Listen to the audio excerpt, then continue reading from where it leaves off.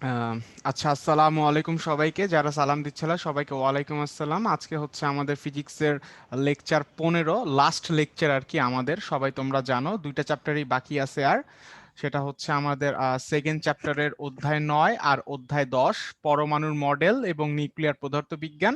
আর 10 নাম্বারটা হচ্ছে সেমিকন্ডাক্টর ও ইলেকট্রনিক্স। তো একজন প্রশ্ন করছো যে এই দুইটা চ্যাপ্টার ইম্পর্টেন্ট কিনা। যদি বলি এই দুইটা চ্যাপ্টার আসলে ইম্পর্টেন্ট না, বাট এই দুইটা চ্যাপ্টার থেকে প্রশ্ন কিন্তু আসে, হ্যাঁ। তো প্রশ্ন আসার ভিত্তিতে তো আর ইম্পর্টেন্ট বলা যায় না, কারণ আমাদের যে 21টা চ্যাপ্টার ফিজিক্সে, 21টা চ্যাপ্টার থেকে দেখা যায় প্রায় 19টা বা 20টা থেকে প্রশ্ন আসে। এখন প্রশ্ন হয়তো দেখা যায় এই চ্যাপ্টার থেকে একটা আসে, কোনো চ্যাপ্টার থেকে দুইটা বা তিনটা আসে। তো যেই চ্যাপ্টারগুলো থেকে বেশি আসে তো ওইগুলাকে আমরা ভাবি ইম্পর্টেন্ট, আর যেগুলো থেকে একটা করে আসে ওগুলাকে আমরা ভাবি যে ইম্পর্টেন্ট না।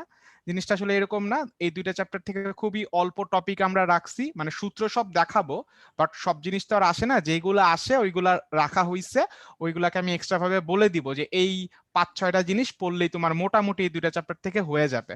তো চলো আমরা ক্লাসটা শুরু করে দিচ্ছি। হুম। শুরু করার আগে আজকে সবাইকে বলে নিচ্ছি, আজকে আমাদের লাস্ট ক্লাস। সবাই ভালো থাকবা, সুস্থ থাকবা, ঠিক আছে? এটা একদম প্রথমেই বলে নিলাম। জি ভাইয়া। আচ্ছা ভাইয়া, কিছু বলবেন?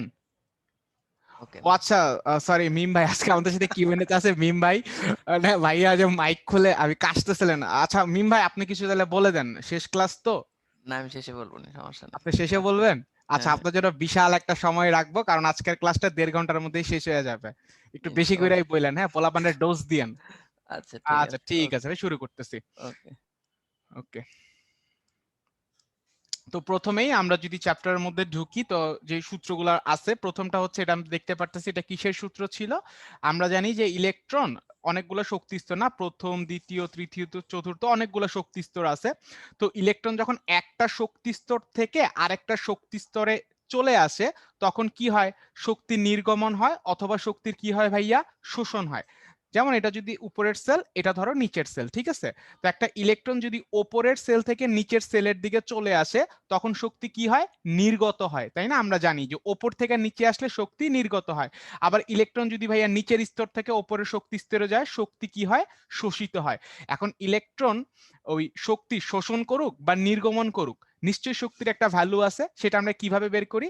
সেটা আমরা বের করি হচ্ছে ই সমান সমান কি করি? আপার সেলের শক্তি থেকে লোয়ার সেলের শক্তি বিয়োগ করি, হ্যাঁ। ইউ মানে আপার, এল মানে হচ্ছে লোয়ার। ইউ মানে আপার মানে উচ্চ শক্তি স্তর, আর এল মানে কি? এল মানে হচ্ছে লোয়ার বা কি নিম্ন শক্তি স্তর। তো ইলেকট্রন উপর থেকে নিচে নামুক অথবা নিচের থেকে উপরে যাক, শক্তির বিয়োগে সবসময় আমরা উপরেরটা থেকে নিচেরটাই করব।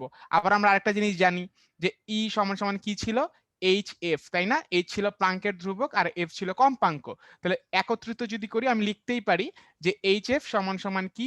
ইউ মাইনাস হচ্ছে ই এল। এটাই হচ্ছে সেই সূত্রটা, বুঝতেই পারছি। সেকেন্ডটা কি? সেকেন্ডটা হচ্ছে এই সূত্র দিয়ে আমরা হাইড্রোজেন পরমাণুর যে কোনো স্তরের ব্যাসার্ধটা বের করতে পারবো, যে হাইড্রোজেনের যে কোনো স্তরের ব্যাসার্ধ কত। তুমি দেখতেই পারতেছো, এটা একটা শর্টকাট। আর এন মানে হচ্ছে এন তম সেলের ব্যাসার্ধ, আর ওয়ান হচ্ছে প্রথম সেলের ব্যাসার্ধ, আর এন হচ্ছে কততম সেল। তার মানে আমি যদি প্রথম সেলের ব্যাসার্ধটা জানি, তাহলে যে কোনো সেলের ব্যাসার্ধটা আমি বের করে ফেলতে পারবো। তাহলে হাইড্রোজেনের প্রথম সেলের ব্যাসার্ধ আমি মুখস্থ রাখলেই পারবো। সেটা কত? হাইড্রোজেনের প্রথম সেলের ব্যাসার্ধ হচ্ছে 0.53 অ্যাংস্ট্রম, হ্যাঁ। মানে 0.53 অ্যাংস্ট্রম, এটা হচ্ছে হাইড্রোজেনের প্রথম সেলের ব্যাসার্ধ। এখন তুমি তাহলে দ্বিতীয় তৃতীয় চতুর্থ যে কোনো তম সেলই বলুক না কেন, ওটার স্কোয়ার করলেই তুমি পেয়ে যাচ্ছ, ঠিক আছে? তো এটা আমরা মনে রাখলেই হবে।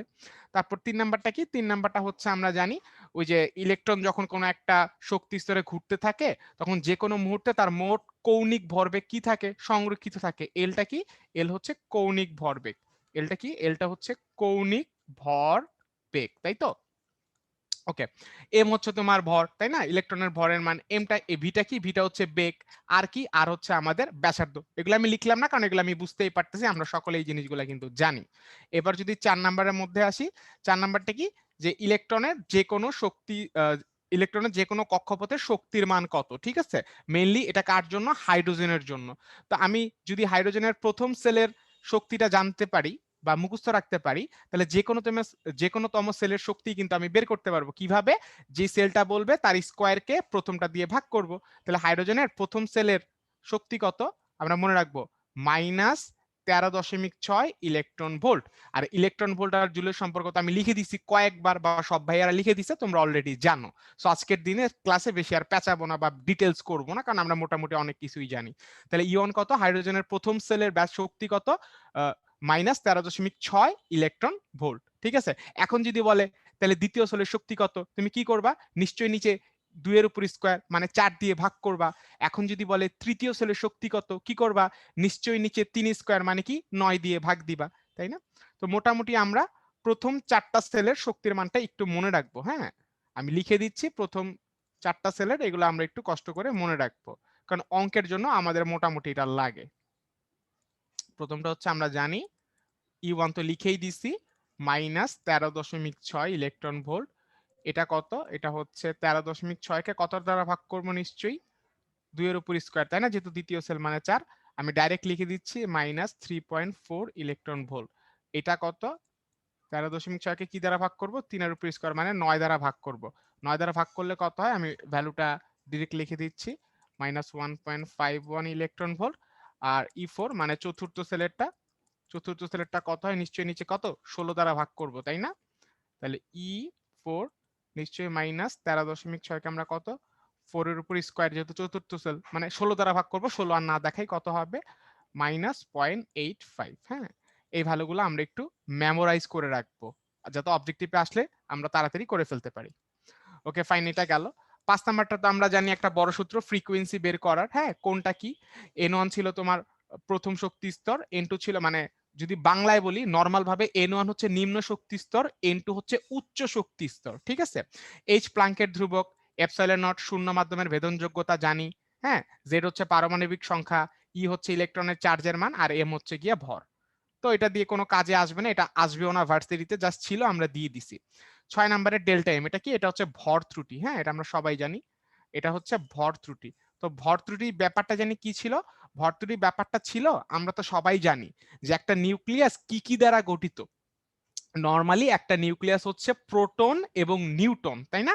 প্রোটন আর নিউট্রন এইগুলা দ্বারা গঠিত। তাহলে এইগুলা দ্বারা যদি গঠিত হয়, তাহলে কোনো একটা মৌলের নিউক্লিয়াসের ভর অবশ্যই যতগুলা প্রোটন আছে আর যতগুলা নিউট্রন আছে তাদের সবার কি যোগফলের সমান হওয়া উচিত ছিল। কিন্তু আসলে বাস্তবে দেখা যায়, যেমন মনে করো একটা নিউক্লিয়াসে 3টা প্রোটন আছে আর 3টা নিউট্রন আছে, তাহলে 3টা প্রোটনের ভর আর 3টা নিউট্রনের ভর আমি যদি আলাদা করে যোগ দিতাম, তাহলে নিউক্লিয়াসটার ভরের সমান হওয়া উচিত ছিল। কিন্তু বাস্তবে দেখা যায় নিউক্লিয়াসের ভরটা একটু কম হয়, ওই যে সামান্য একটু ভর চলে যায়, সেটাকেই বলা হয় ভর ত্রুটি। তো কিভাবে বের করব, এমটা হচ্ছে এখানে নিউক্লিয়াসের ভর। হ্যাঁ, এমটা কি, এমটা হচ্ছে নিউক্লিয়াসের ভর, এমটা হচ্ছে নিউক্লিয়াসের ভর। আর জেড হচ্ছে ভাইয়া আমাদের এখানে প্রোটন সংখ্যা, আর এই যে এমপি হচ্ছে গিয়া কি একটা প্রোটনের ভর। আর এ থেকে জেড মানে ভর সংখ্যা থেকে আমি যদি প্রোটন সংখ্যা বাদ দেই কি পাবো, নিউট্রন সংখ্যা পাবো। তাহলে নিউট্রন সংখ্যাকে আবার কি দ্বারা গুণ গুণ করেছি আমরা, নিউটনের ভর দ্বারা।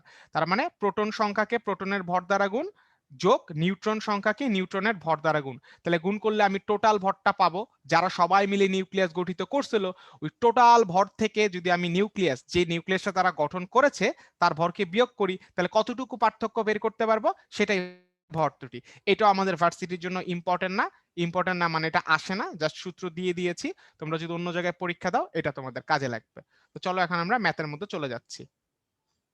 ওকে, কি বলেছে, যে হাইড্রোজেন পরমাণুতে একটি ইলেকট্রন দ্বিতীয় থেকে চতুর্থ কক্ষপথে গেলে শোষিত ফোটনের কি বলেছে, শক্তি কত ইলেকট্রন ভোল্ট। ওকে, কারণ শক্তি ছেড়ে দিবে, কত ইলেকট্রন ভোল্ট বলছে। তো আমরা কি জানি বলতো, আমরা জানি ই সমান সমান ই ইউ মাইনাস কি ছিল ই এল। ওকে, তাহলে এখানে আপার কত, উপরেরটা 4, তাই না? তার মানে এখানে ইউ এর জায়গায় লিখবো আমরা 4, লোয়ার কত, লোয়ার হচ্ছে যে 2 দ্বিতীয় সেল, তাহলে কি লিখবো এখানে আমরা লিখবো হচ্ছে 2। আর আমরা ভালো করেই জানি যে নিচের থেকে উপরে যাক বা উপর থেকে নিচে যাক, সূত্র সব সময় আপার সেল মাইনাস কি হবে, লোয়ার সেল। তাহলে 4 নাম্বার সেলের শক্তি থেকে 2 নাম্বার সেলের শক্তিটা বিয়োগ করলে হয়ে যাচ্ছে। এখন আমি তো একটু আগে মুখস্থ করাইছি যে আমাদের E4 এর শক্তি কত ছিল, মুখস্থ করছি আমরা -0.85 ইলেকট্রন ভোল্ট। আর E2 এর কত ছিল, একটু আগে আমরা মুখস্থ করেছি মানে লিখে দিছিলাম আমি, কারণ বলেছে অঙ্কের জন্য এগুলো আমাদের কাজে লাগবে, সেটা মাইনাস কত 3.4। ওকে, তাহলে আসো আমরা E4 এরটা লিখি, E4 এরটা হচ্ছে -0.85 অঙ্কের মাইনাস, আর E2 কত, E2 হচ্ছে -3 কত বলতো 4, তাহলে কত হয় -0.85 মাইনাসে মাইনাসে প্লাস, হ্যাঁ মাইনাসে মাইনাসে প্লাস 3.4, এরা মারামারি করে কত হয় 2.55 ইলেকট্রন ভোল্ট। এটা হচ্ছে আমার অ্যান্সার। আর আমার উত্তরটা কিসে চাইছে, ইলেকট্রন ভোল্টেই কিন্তু চাইছে, তাহলে এটা হচ্ছে আমার অ্যান্সার। ওকে, খুব ইজিলি এটা আমরা কি করতে পারলাম, করে ফেলতে পারলাম। ওকে চলো এখন আমরা তাহলে সামনের দিকে যাচ্ছি। এই চ্যাপ্টার থেকে যা আছে খুব বাচ্চা বাচ্চা অঙ্ক, এগুলো আসলে খুব একটা আসে তা না, যেগুলো আসে সেগুলোর আগে আমি স্টার চিহ্ন দিয়ে দিব। ওকে, কি বলেছে যে লিথিয়াম 2+ আয়নে ভূমি অবস্থা থেকে ইলেকট্রনকে মুক্ত করতে সর্বনিম্ন শক্তির মান কত। দেখো একটা মজার কোয়েশ্চেন, আমরা জানি হা হি লি, হ্যাঁ লিথিয়ামের ইলেকট্রন জানি মোট কয়টা ভাইয়া 3টা, আর হাইড্রোজেনের কয়টা ভাইয়া 1টা। এখন লিথিয়াম 2+ মানে কি, তুমি লিথিয়াম থেকে 2টা ইলেকট্রন নিয়ে নিছো, তাহলে লিথিয়ামের নিউক্লিয়াসে এখন কয়টা ইলেকট্রন আছে ভাইয়া, লিথিয়ামের নিউক্লিয়াসে এই অবস্থায় মানে আয়ন অবস্থায় +2 অবস্থায় একটা ইলেকট্রন আছে। তাহলে এই লিথিয়াম 2+ আয়ন এইটা বলা যেই কথা, একটা হাইড্রোজেন বলা কি ভাইয়া সেই কথা না, হ্যাঁ সেই কথা। তাহলে হাইড্রোজেনে যখন একটা ইলেকট্রন থাকে তখন কি ওই প্রথম শক্তি স্তরেই থাকে, তাহলে ওইখান থেকে ওরা ছুটাইতে যেই পরিমাণ শক্তি লাগবে, নিশ্চয়ই লিথিয়াম 2+ থেকে ছুটাইতেও কি সেম পরিমাণ শক্তি লাগবে। তাহলে সেই শক্তিটা জানি কত ছিল, ভূমি অবস্থার শক্তি কত আমি লিখে দিছি, প্রথম স্তরের শক্তি কত ছিল -13.6 ইলেকট্রন ভোল্ট। ঠিক আছে, তাহলে কতটুকু শক্তির প্রয়োজন, -13.6 ইলেকট্রন ভোল্ট, এতটুকু শক্তির প্রয়োজন। আশা করি জিনিসটা আমরা বুঝতে পারছি, তাহলে এটা হচ্ছে আমাদের অ্যান্সার। হ্যাঁ, এটা হচ্ছে আমাদের অ্যান্সার। ওকে, এখন আসি, একটি হাইড্রোজেন পরমাণু উত্তেজিত অবস্থা থেকে ভ্রূমি অবস্থায় আসলে যে ফোটন নিঃসরণ করবে তার কম্পাঙ্ক কত। হাইড্রোজেন অবস্থা ভূমি অবস্থায় আসলে যে ফোটন নিঃসরণ করবে তার কম্পাঙ্ক কত। এখানে কোনো সেল নাম্বার বলে নাই, বাট ভূমি অবস্থা মানে হচ্ছে নিম্ন অবস্থা মানে নিম্ন সেল, আর উত্তেজিত অবস্থা মানে উচ্চ সেল, এইটুকু আমি মানে এইটুকু আমরা ব্রেন দিয়ে বুঝতে পারছি। তাহলে এখানে উত্তেজিত অবস্থা মানে আপার সেলের শক্তি এই যে এইটা, আর ভূমি অবস্থা বা নিম্ন শক্তি স্তরের শক্তি কোনটা, এইটা। হ্যাঁ, এখানে ভ্যালুটা দিয়ে দিছে, তাহলে আমি আগেই বললাম এটা হচ্ছে আমার আপার সেল উত্তেজিত, আর ভূমি হচ্ছে লোয়ার সেল মানে ই এল। ওকে ফাইন, কি চাইছে, ফ্রিকোয়েন্সি চাইছে, কম্পাঙ্ক, কম্পাঙ্ক মানে কি এফ সমান সমান ওয়াট। ওকে, ওকে ফাইন, তাহলে চলো আমরা এখন করে ফেলি। আমরা জানি ই সমান সমান কি জানি, এইচ এফ সমান সমান কি ছিল, ই ইউ মাইনাস কি ই এল। ওকে ফাইন, এখন যদি আমরা আগাইতে থাকি, এইচ এর ভ্যালু বলে দিছে আমাদের, এইচ এর ভ্যালুটা আমরা পরে বসাবো, এফ সমান সমান একটা দাগ দিলাম, দাগ দেওয়ার পরে যে ভ্যালুটা আছে সেই ভ্যালুগুলো আমরা লিখে ফেলি প্রথমে। ইউ কত ভ্যালু বলছে, ভ্যালু বলছে ভাইয়া -3.4, ইলেকট্রন ভোল্ট আছে জুলে নিতে হবে। ঠিক আছে, তো জুলে আসো আমরা একসাথে নিব, আগে আমরা আলাদাভাবে একটু হিসাব করি। -3.4 অঙ্কের মাইনাস দিলাম, তারপর ইএল কত -13.4, মাইনাস কত 13.4। ইলেকট্রন ভোল্ট আছে, এটাকে কিসে নিতে হবে, অবশ্যই আমরা জানি এটাকে আমাদের জুলে নিতে হবে। এখানে আমরা একটা ব্র্যাকেট দিচ্ছি, ব্র্যাকেট দিয়ে জুলে কিভাবে নিব বলো, 1.6 ইন্টু 10⁻⁻ কত 19, তাই না, এভাবে আমরা ইলেকট্রন ভোল্ট থেকে কোথায় যেতে পারি, জুলে যেতে পারি। ওকে, আর নিচে কি থাকবে, নিচে থাকবে হচ্ছে আমাদের এইচ, এইচ এর ভ্যালুটা আমরা একটু পরে বসাই। ওকে ফাইন, এখন আমরা আগাইতে থাকি, তাহলে এফ সমান সমান একটা দাগ দিলাম। ওকে, তাহলে -3.4 এখানে থাকলে হচ্ছে -3.4 মাইনাসে মাইনাসে প্লাস কত 13.4, তাই না, ব্র্যাকেটটা থাকলো আর ইনটু থাকলো কত 1.6 ইনটু 10⁻⁻ কত 19, আর এইচ এর ভ্যালুটা যদি আমি বসায় দিই যেটা দেওয়া আছে 6.4 ইনটু 10⁻⁻ কত 34, অতএব এফ সমান সমান ওকে -3.4 আর প্লাস 13.4 মারামারি করলে কত হয় 10 আচ্ছা শুধু হয় 10, তাই না, শুধু থাকে 10 ইনটু, এখন দেখি তো কে কে কাটাকাটি যায় উপরের দিকে, এই 6.4 কে আমি যদি 1.6 দ্বারা ভাগ করি তাহলে কত হয়, হয় হচ্ছে 4, তাহলে নিচে কত থাকে, নিচে থাকে হচ্ছে 4, আর 10⁻⁻34 উপরে গেলে +34, তাহলে -19 আর +34 কত হয় 10⁻⁻ 15। ওকে, এখন 10কে যদি 4 দ্বারা ভাগ করি আমরা সবাই জানি 2.5 হয়। এটা কিন্তু আমরা বুঝতেই পারি যে কত হয়, 2.5 হয়। তাহলে ইনটু 10 10 টু দি পাওয়ার 15 এত হার্টজ, তাই না? তাহলে এইটা হচ্ছে আমার অ্যান্সার। খুবই ইজি, আশা করি আমরা সকলেই কি করতে পারছি, বুঝতে পারছি। ওকে, তো চলো এখন আমরা সামনের দিকে যাচ্ছি। এখন তোমাদের জন্য আহ, একটা জিনিস আমি বুঝাই নিব, বোঝানোর পরে আমরা একটা পোল কোয়েশ্চেনে যাচ্ছি। তো আমরা জানি যেগুলো তেজস্ক্রিয় মৌল তাদের থেকে কি কি জানি নির্গত হয় ভাইয়া বলো তো? যে সমস্ত তেজস্ক্রিয় মৌল আছে, তাই না? তেজস্ক্রিয় মৌল জানি কারা বলো তো? তেজস্ক্রিয় মৌল হচ্ছে যে সকল মৌলের নিউক্লিয়াসের ভিতরে 82-র বেশি কি থাকে, প্রোটন সংখ্যা থাকে, তারা কি হয়, স্বতঃস্ফূর্তভাবে তেজস্ক্রিয় হয়।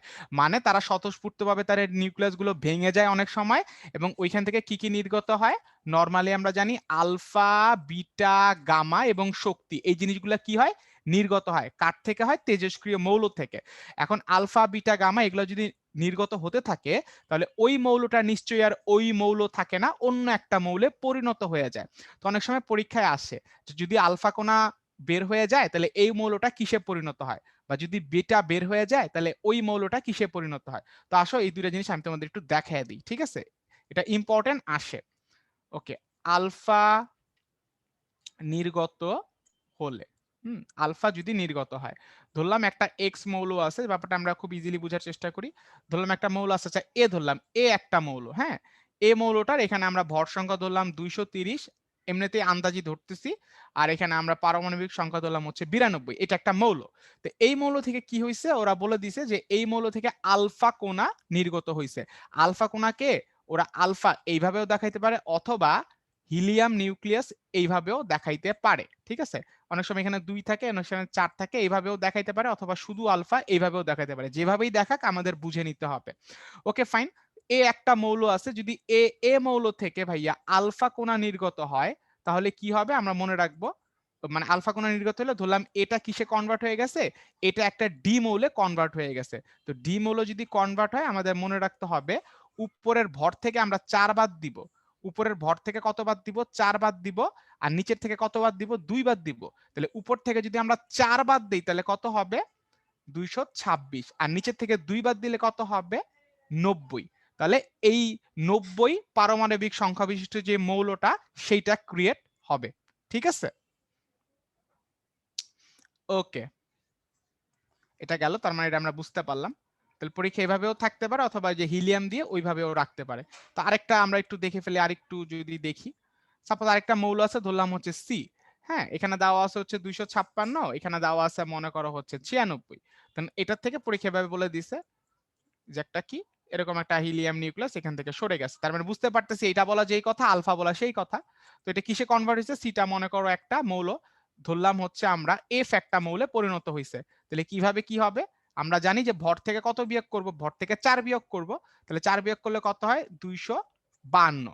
আর নিচে থেকে কত বিয়োগ করব? 2 বিয়োগ করব। তাহলে 96 থেকে 2 গেলে কত হয়? 94। তার মানে জিনিসটা আমরা বুঝতে পারলাম। তুমি যদি বুদ্ধিমান হও তাহলে বুঝতেই পারবা যে উপরে আর নিচের যোগফল কিন্তু 256, টোটাল যোগফল 256, আর নিচে কত? 96 কিন্তু আছে।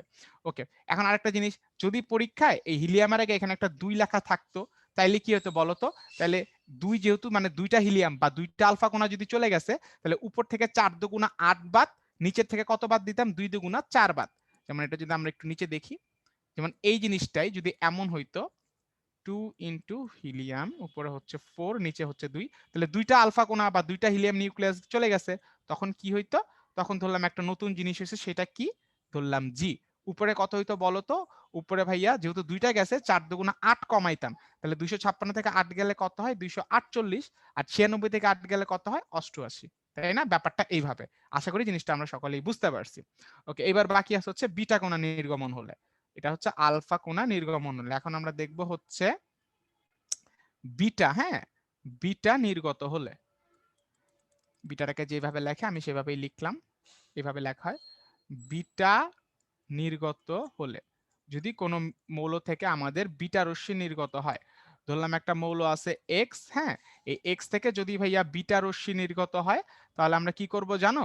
এই এক্স যে মৌলটায় পরিণত হবে, ধরলাম ওয়াই মৌলে পরিণত হয়েছে, সেটার পারমাণবিক সংখ্যা বা নিচে একটা এক যোগ করব। কি বলছি, নিচে একটা কি যোগ করব, এক যোগ করব।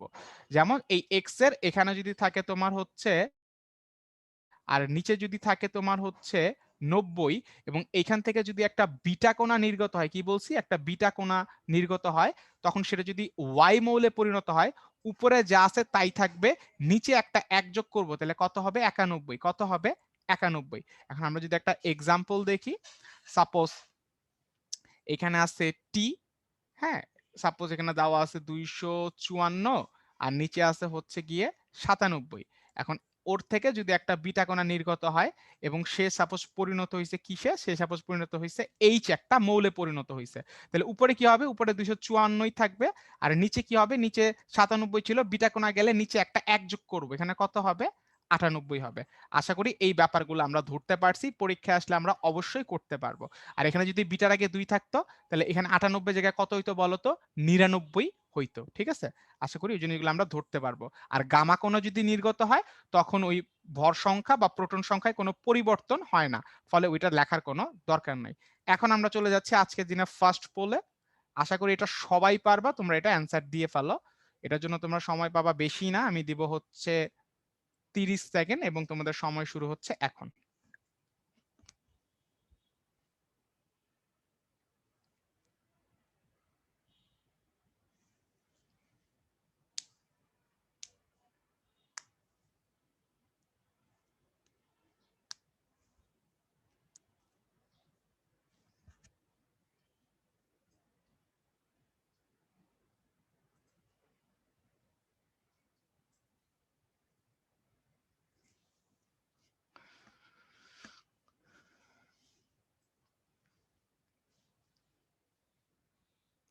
আমাদের সময় শেষ।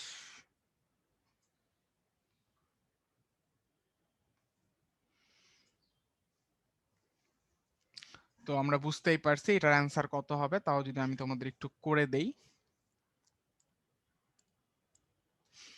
কি বলছে যে পলোনিয়াম থেকে যদি আলফা বিকিরণের মাধ্যমে প্রাপ্ত মৌল কোনটা। তো ওকে, এখান থেকে যদি একটা আলফা কণা চলেই যায়, উপরে ছিল 214, নিচে ছিল হচ্ছে 84, তাহলে যদি আমাদের পিবি হয়, উপরে কত হবে, উপরে 4 কম, তাহলে 210, নিচে হচ্ছে 2 কম, তাহলে হচ্ছে 82। তাহলে কোনটা, সি নাম্বার। যারা যারা অ্যান্সার দিয়েছো সকলকে অসংখ্য ধন্যবাদ। হ্যাঁ, এটা খুবই ইম্পর্টেন্ট, অবজেক্টিভ গুলো ইম্পর্টেন্ট। হ্যাঁ, ওকে ফাইন, এখন আমরা চলে যাচ্ছি সামনে।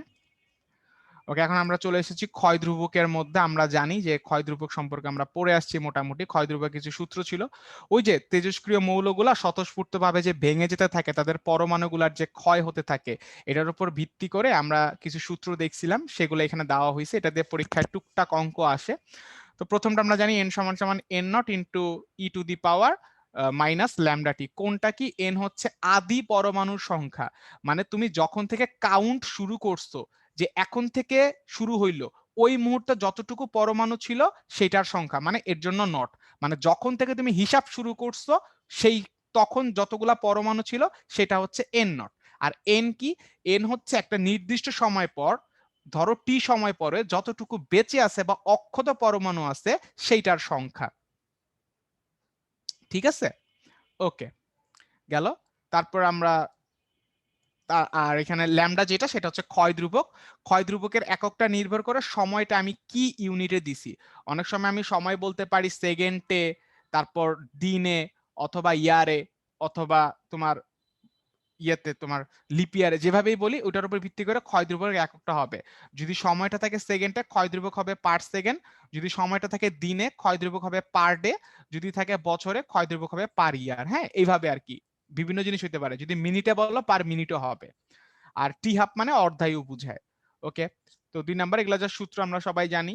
হ্যাঁ, লন দিয়ে কনভার্ট করছি, এগুলো আমরা বুঝতেই পারি। আর অর্ধায়ু আর ক্ষয় ধ্রুবকের মধ্যে সম্পর্কটা আমরা সবাই জানি, যে অর্ধায়ু সমান সমান লন টু ডিভাইডেড বাই কি ছিল, ল্যামডা। লন টু এর ভ্যালু হচ্ছে 0.693, এটা আমাদের বইয়ে ছিল, বা ক্যালকুলেটর প্রেস করে আমরা নিজেরাই এটা মুখস্থ রাখবো, আমাদের অলরেডি মুখস্থ আছে এটার ভ্যালু, সো কোনো প্রবলেম হবে না। তো চলো আমরা এখন হচ্ছে সামনের দিকে যাচ্ছি। ওকে, কি বলেছে, কোন পরমাণুর তেজস্ক্রিয়র ক্ষয় ধ্রুবকের মান হচ্ছে এইটা, তার মানে ল্যামডা দেওয়া আছে। কতক্ষণ পর মানে টি সমান সমান হোয়াট, কতক্ষণ পর পরমাণুর আদি অবস্থার এত অংশ অবশিষ্ট থাকবে, তাহলে এটা হচ্ছে এন। আদি অবস্থার কতটুক 25% অবশিষ্ট থাকবে। তার মানে আমরা কি জানি, আমরা জানি এখানে যেটা বলা আছে সেটা অনুযায়ী এন সমান সমান 25% ইন্টু এন নট। কেন? কারণ বলেই দিছে যে আদি অবস্থার 25% অবশিষ্ট থাকবে। তাহলে এখান থেকে যদি আমি একটু করতে থাকি, 25% মানে কি বলতো, 25/100 এন নট। এখন যদি আমরা একটু কাটাকাটি করি, এন সমান সমান কাটাকাটি করলে কত হবে, 25 দ্বারা 100 রে কাটলে হয় 4, তাহলে এন নট বাই 4। তাহলে এন সমান সমান কত হবে, এন নট বাই 4। ওকে, এখন ল্যামডা দেওয়া আছে, টি চাইছে, এন আর এন নটও পাইছি, তাহলে আমরা সূত্র কি জানি, আমরা সূত্র জানি এন সমান সমান অনেকগুলো আছে যেটা দিয়ে ইজিলি করা যাবে সেটাই আমরা নিলাম, এই যে এটা তুলে ফেললাম। ওকে, তাহলে এখন এন এর নিচে দিয়ে দিলাম এন নট মাইনাস ল্যামডা টি।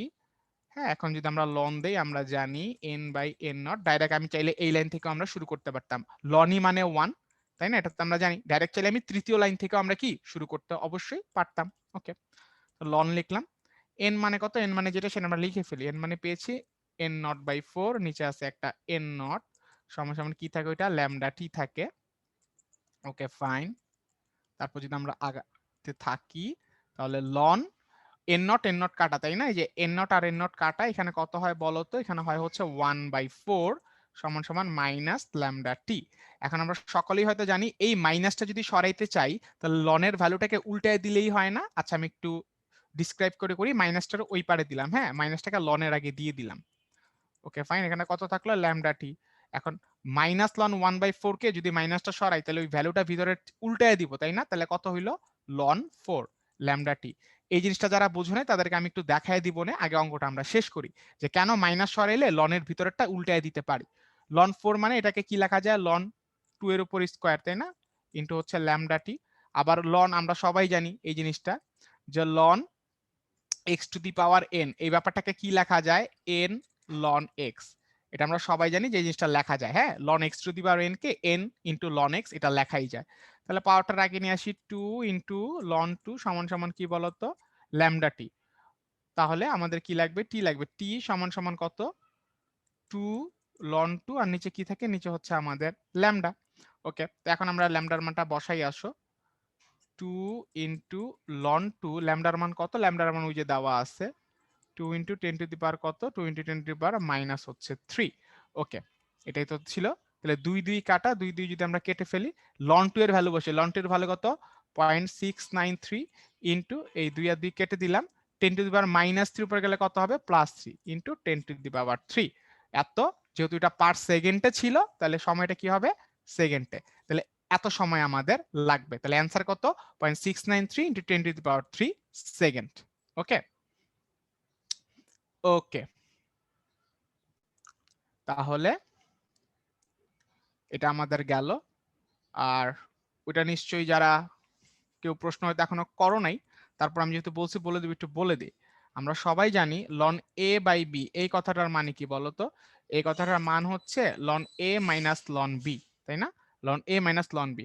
এখন ব্যাপারটা যদি এমন হইতো minus ln A by B, যদি এমন হইতো তাহলে আমরা কি করতাম, যদি ভাঙাইতাম তাহলে মাইনাসটা ভিতরে গুণ হয়ে যেত না বলতো, মাইনাসটা ভিতরে গুণ হলে কি হইতো, মাইনাস লন এ প্লাস লন বি, ব্যাপারটা এমন হইতো। এখন এটা একটু আগে পিছিয়ে করে লিখিত, লন বিটারে আগে আনলাম, লন এটারে পরে নিলাম। তাহলে এখন এই ব্যাপারটা কেমনে লেখা যায়, লন বি বাই এ। তার মানে তুমি দেখতেই পারতেছো minus ln A by B যেই কথা, লন বি বাই এ সেই কথা। তাহলে মাইনাসটা যদি সরাই তাহলে লনের ভিতর যে সংখ্যাগুলো থাকে ওগুলাকে উল্টায় দিলেই কিন্তু হয়ে যাচ্ছে। ঠিক আছে, ওকে। তার মানে এটা আমরা বুঝতে পারলাম, যেহেতু এটা আমরা বোঝানোর জন্য বলেছিলাম। একজন প্রশ্ন করছে ভাইয়া গামা রশ্মির জন্য তো দেখাইলেন না। আমি তো বলছি ভাইয়া গামা রশ্মি যদি চলে যায়, সেই গামা রশ্মির নির্গমন কোনো মৌলের ভর সংখ্যা অথবা পারমাণবিক সংখ্যা এদের উপর কোনো প্রভাব ফেলে না। ঠিক আছে, এর জন্য আলফা বিটা এই দুইটা আমি দেখাই দিছি। ওকে, এটা একটু মুছে দিচ্ছি আমরা। ফাইন, চলো এখন আমরা সামনের দিকে যাচ্ছি, এটা আমাদের শেষ। হ্যাঁ, এই অঙ্কটা একটু মনোযোগ দিই। 113 গ্রাম রেডিয়াম হতে প্রতি সেকেন্ডে এতটি আলফা কণা নির্গত হচ্ছে। রেডিয়ামের পারমাণবিক গুরুত্ব বা পারমাণবিক ভর যেটাই বলি 226 গ্রাম হবে, লিখি নেই যদিও, এবং অ্যাভোগাদ্রোর সংখ্যা হচ্ছে এত। রেডিয়ামের অর্ধায়ু কত? অর্ধায়ু মানে কি টি হাফ সমান সমান হোয়াট? হ্যাঁ, বলেছে যে রেডিয়ামের অর্ধায়ু কত। এখন একটা জিনিস আমরা খেয়াল করি, আমরা জানি যে কোন একটা জিনিসের 1 মোলের মধ্যে এই অ্যাভোগাদ্রো সংখ্যাটা থাকে। এখন 1 মোলের মধ্যে এতগুলা অ্যাভোগাদ্রো সংখ্যা থাকে বা এতগুলা অণু থাকে, এইটা বলা যেই কথা। রেডিয়ামের পারমাণবিক ভর যেহেতু 226, তাহলে রেডিয়ামের 226 গ্রামের মধ্যে এতগুলা পরমাণু আছে, এইটা বলাও কিন্তু কি কথা? সেম কথা। তো আমি কতটুক রেডিয়াম নিছি? আমি কি 226 গ্রাম মানে 1 মোল রেডিয়াম নিছি, নাকি আমি 113 গ্রাম নিছি? আমি কিন্তু 113 গ্রাম নিছি। তাহলে প্রথমে আমাকে বের করতে হবে যে 113 গ্রাম রেডিয়ামের মধ্যে কতগুলা পরমাণু আছে। কি বলেছি? যে 113 গ্রাম রেডিয়ামের মধ্যে কি পরিমাণ কি আছে? পরমাণু আছে। আচ্ছা, আমি একটা জিনিস দেখতে পারতেছি, তোমরা কিউএনএ তে অনেক পড়ার বাইরের কোয়েশ্চেন গুলা করতেছো, ঠিক আছে? তোমরা একটা কাজ করো, আমাদের ক্লাসটা তো আজকে তাড়াতাড়ি শেষ হয়ে যাবে, আধা ঘন্টা আগেই মনে হয় শেষ হয়ে যাবে। তখন একটা লম্বা সময় পাবা এই কোয়েশ্চেন গুলা, তখন তোমরা কইরো, আমি বা মিম ভাই বা আরো যারা থাকবো তখন এগুলার অ্যান্সার দিও, আমরা সুন্দর করে দিতে পারবো, কারণ অনেক সময় থাকবে। এখন এই মুহূর্তে তোমরা আদার্স অন্য কোনো প্রশ্ন কইরো না, হ্যাঁ? কারণ আজকে সময় পাবা মোটামুটি তোমরা। সো আমরা অঙ্কের মধ্যে ফিরে আসি ভাইয়ারা। দেখো কি বলেছি, বলেছি যে আমি তো রেডিয়াম নিছি 113 গ্রাম, তাহলে 113 গ্রামে কি পরিমাণ পরমাণু থাকে সেইটা আগে একটু বের করে ফেলে আসো। তো কিভাবে বের করব? ওই যে ঐকিক নিয়ম শিখছিলাম ছোটবেলায়। 226 গ্রামে পরমাণু রয়েছে কতটুক? এই যে অ্যাভোগাদ্রোর সংখ্যা, তাই না? 6.023 ইন্টু 10⁻23 টি। অতএব 1 গ্রামে পরমাণু রয়েছে কতগুলা? নিশ্চয়ই কি 6.023 ইন্টু 10⁻23, নিচে কত লিখবো? 226। অতএব আমি 113 গ্রাম নিয়ে কাজ করতেছি না, তাহলে 113 গ্রামে পরমাণু রয়েছে কত? 6.023 ইন্টু 10 কত? 23, নিচে হচ্ছে 226 ইন্টু কত? ইন্টু হচ্ছে যে ভাইয়া 113। তাহলে কাটাকাটি করলে কত হয়? 6.02 ইন্টু 10⁻23, নিচে কাটাকাটি যদি করি, ওই 26 দিয়ে 113কে যদি আমি ভাগ করি, 226কে 113 ভাগ করলে হয় 2, তাহলে নিচে কত থাকে? নিচে থাকে হচ্ছে 2। তাহলে এতটি। তাহলে 113 গ্রামে কতটুকু থাকে পরমাণু? এতগুলা। তাহলে একটা জিনিস তুমি খেয়াল করো, এখানে দশমিক আছে অবশ্যই, 6.02। একটা জিনিস খেয়াল করলেই বুঝবা, যেই মুহূর্তে আমার কোনো জিনিস শুরু হয় নাই, মানে ক্ষয় শুরু হয় নাই, আমার কাছে ছিল 113 গ্রাম, আমি মাত্র স্টার্ট করব। তাহলে মাত্র যখন স্টার্ট করতে নিব, আমার কাছে কতটুকু, মানে পরমাণুর হিসাবে কতটুকু আছে রেডিয়াম? এতটুকু আছে, তাই না? পরমাণুর হিসাবে আমার কাছে কিন্তু এতটুকু আছে। তাহলে এটাই আমার কি? এইটাই আমার কিন্তু ওই মুহূর্তের অক্ষত, তাই না? ওই মুহূর্তের আমার অক্ষত। তাহলে এটাকে আমি এন দ্বারাও প্রকাশ করতে পারি বা এন নট দ্বারা, যেটাই বলি, আমি শুরু করি নাই, ওইটাই আমার ওই মুহূর্তে অক্ষত আছে। তাহলে এটা আমি কি ধরলাম? এন, মানে শুরু এখনো হয় নাই। এন নটও বলতে পারো, এনও বলতে পারো, অক্ষত আছে, এতটুকু আছে। এখন তারপর কি হয়েছে? তারপর ওরা ইনফরমেশন দিছে যে প্রতি সেকেন্ডে এতগুলা আলফা কণা নির্গত হয়, মানে হচ্ছে এটা ক্ষয় হওয়া শুরু করছে প্রতি সেকেন্ডে এতটি। প্রতি সেকেন্ডে এতটি মানে কি? ক্ষয়ের হার বলে দিছে না, যে 1 সেকেন্ডে এতগুলা করে কণা বের হয়ে যাচ্ছে বা নষ্ট হয়ে যাচ্ছে। তাহলে আমরা সম্পর্কটা কি জানি? আমরা জানি ডিএন বাই ডিটি সমান সমান, জানি কি জানতাম? Lambda N.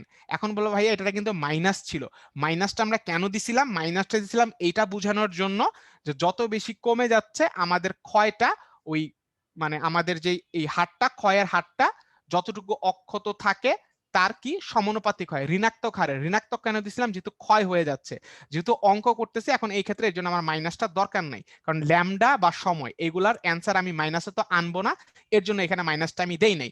মাইনাসটা আমরা দেই শুধু বোঝানোর জন্য। কিসের জন্য দেই? বোঝানোর জন্য, ঠিক আছে? যখন আমার অঙ্কে আমি লন ইউজ করব না, মাইনাসটা আমি রাখবো না, কারণ মাইনাসটা আমি বোঝানোর জন্য দেই। অঙ্কের জন্য এই ক্ষেত্রে আমি কি রাখবো না? মাইনাস রাখবো না। সো এটা নিয়ে কোনো কোয়েশ্চেন আশা করি আর কেউ করবা না। তো ফাইন, এখন আমরা করে ফেলে আসো। তাহলে ডিএন বাই ডিটি কত?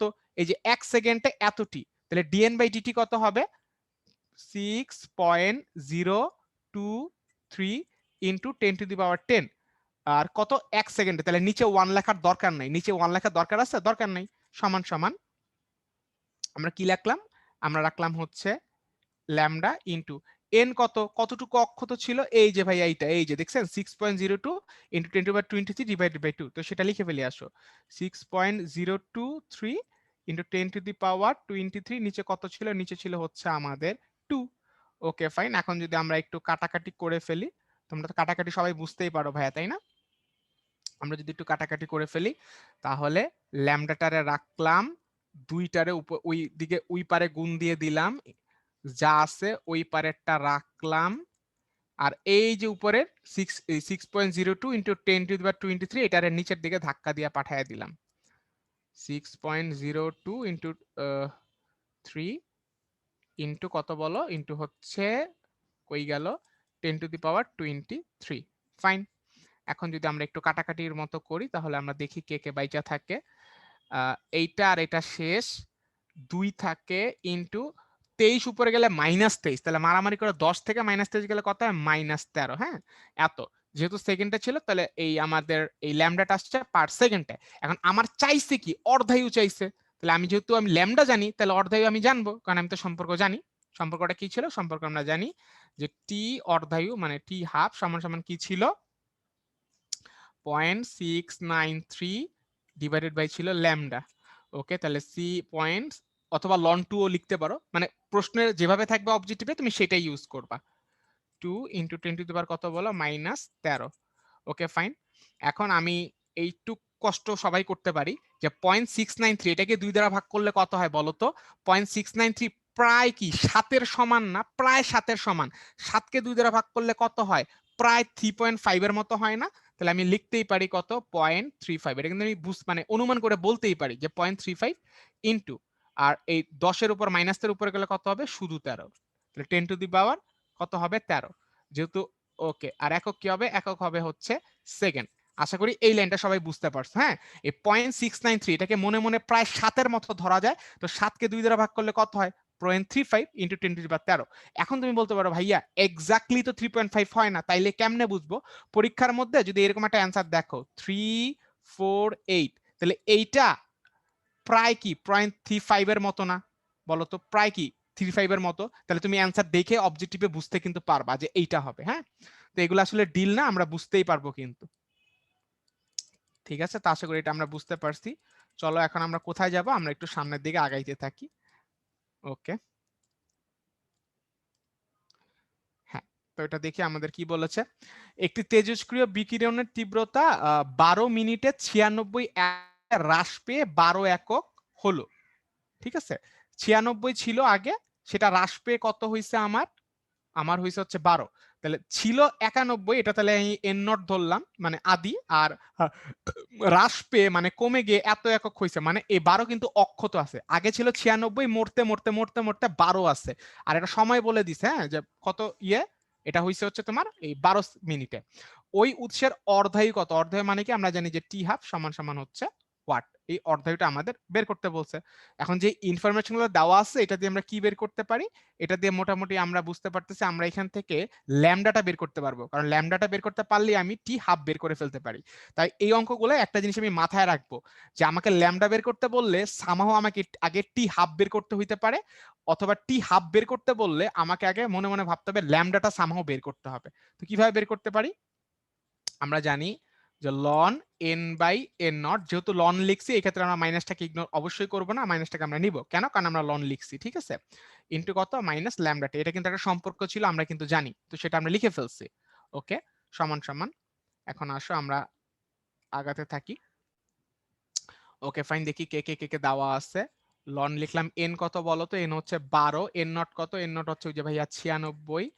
ওকে ফাইন, তারপর হচ্ছে এটা থাকলো ল্যামডা কত, ল্যামডা ভাই বের করতে হবে, টি কত, টি হচ্ছে ভাইয়া 12, লিখলাম 12। তারপর কি মাইনাস টু পারে দিয়ে দেন, দিয়ে দিলাম। আসো লন 12 আর 96 ভাগ করলে কত হয়, 1/8। এটা থাকে ল্যামডা ইন্টু এটা হচ্ছে 12। ওকে, মাইনাসটা মইরা গেলে মানে সরাইলে কি হবে, লন 8, তাই না, উল্টায় দিবা ল্যামডা, কেন, কারণ আমরা দেখে আসছি অলরেডি একটু আগে।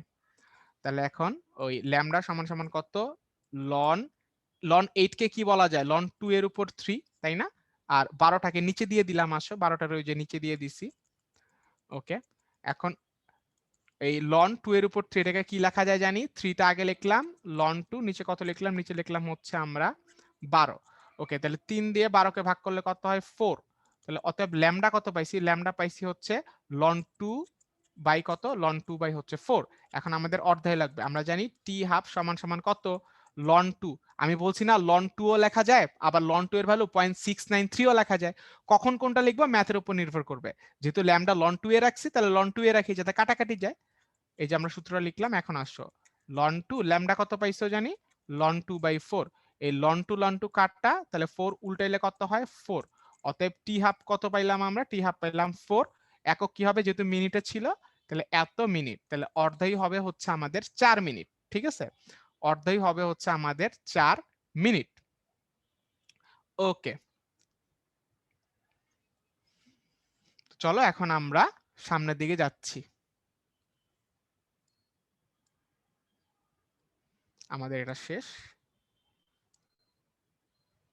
এখন আমরা চলে এসেছি হচ্ছে গড় আয়ু এবং অর্ধায়ু, এদের মধ্যে একটা সম্পর্ক আছে সেটার মধ্যে। এখানে টি ওয়ান না, এটা টি হাফ হবে। তো এটা আমরা অলরেডি সম্পর্কটা গড় আয়ু হচ্ছে আমাদের ক্ষয় ধ্রুবকের রিভার্স করলে যেটা হয় সেইটা, আর এটাকে যদি আমি আবার অর্ধায়ু দিয়ে বলতে চাই তাহলে হচ্ছে এইটা সম্পর্কটা আমরা দেখতেই পারতেছি।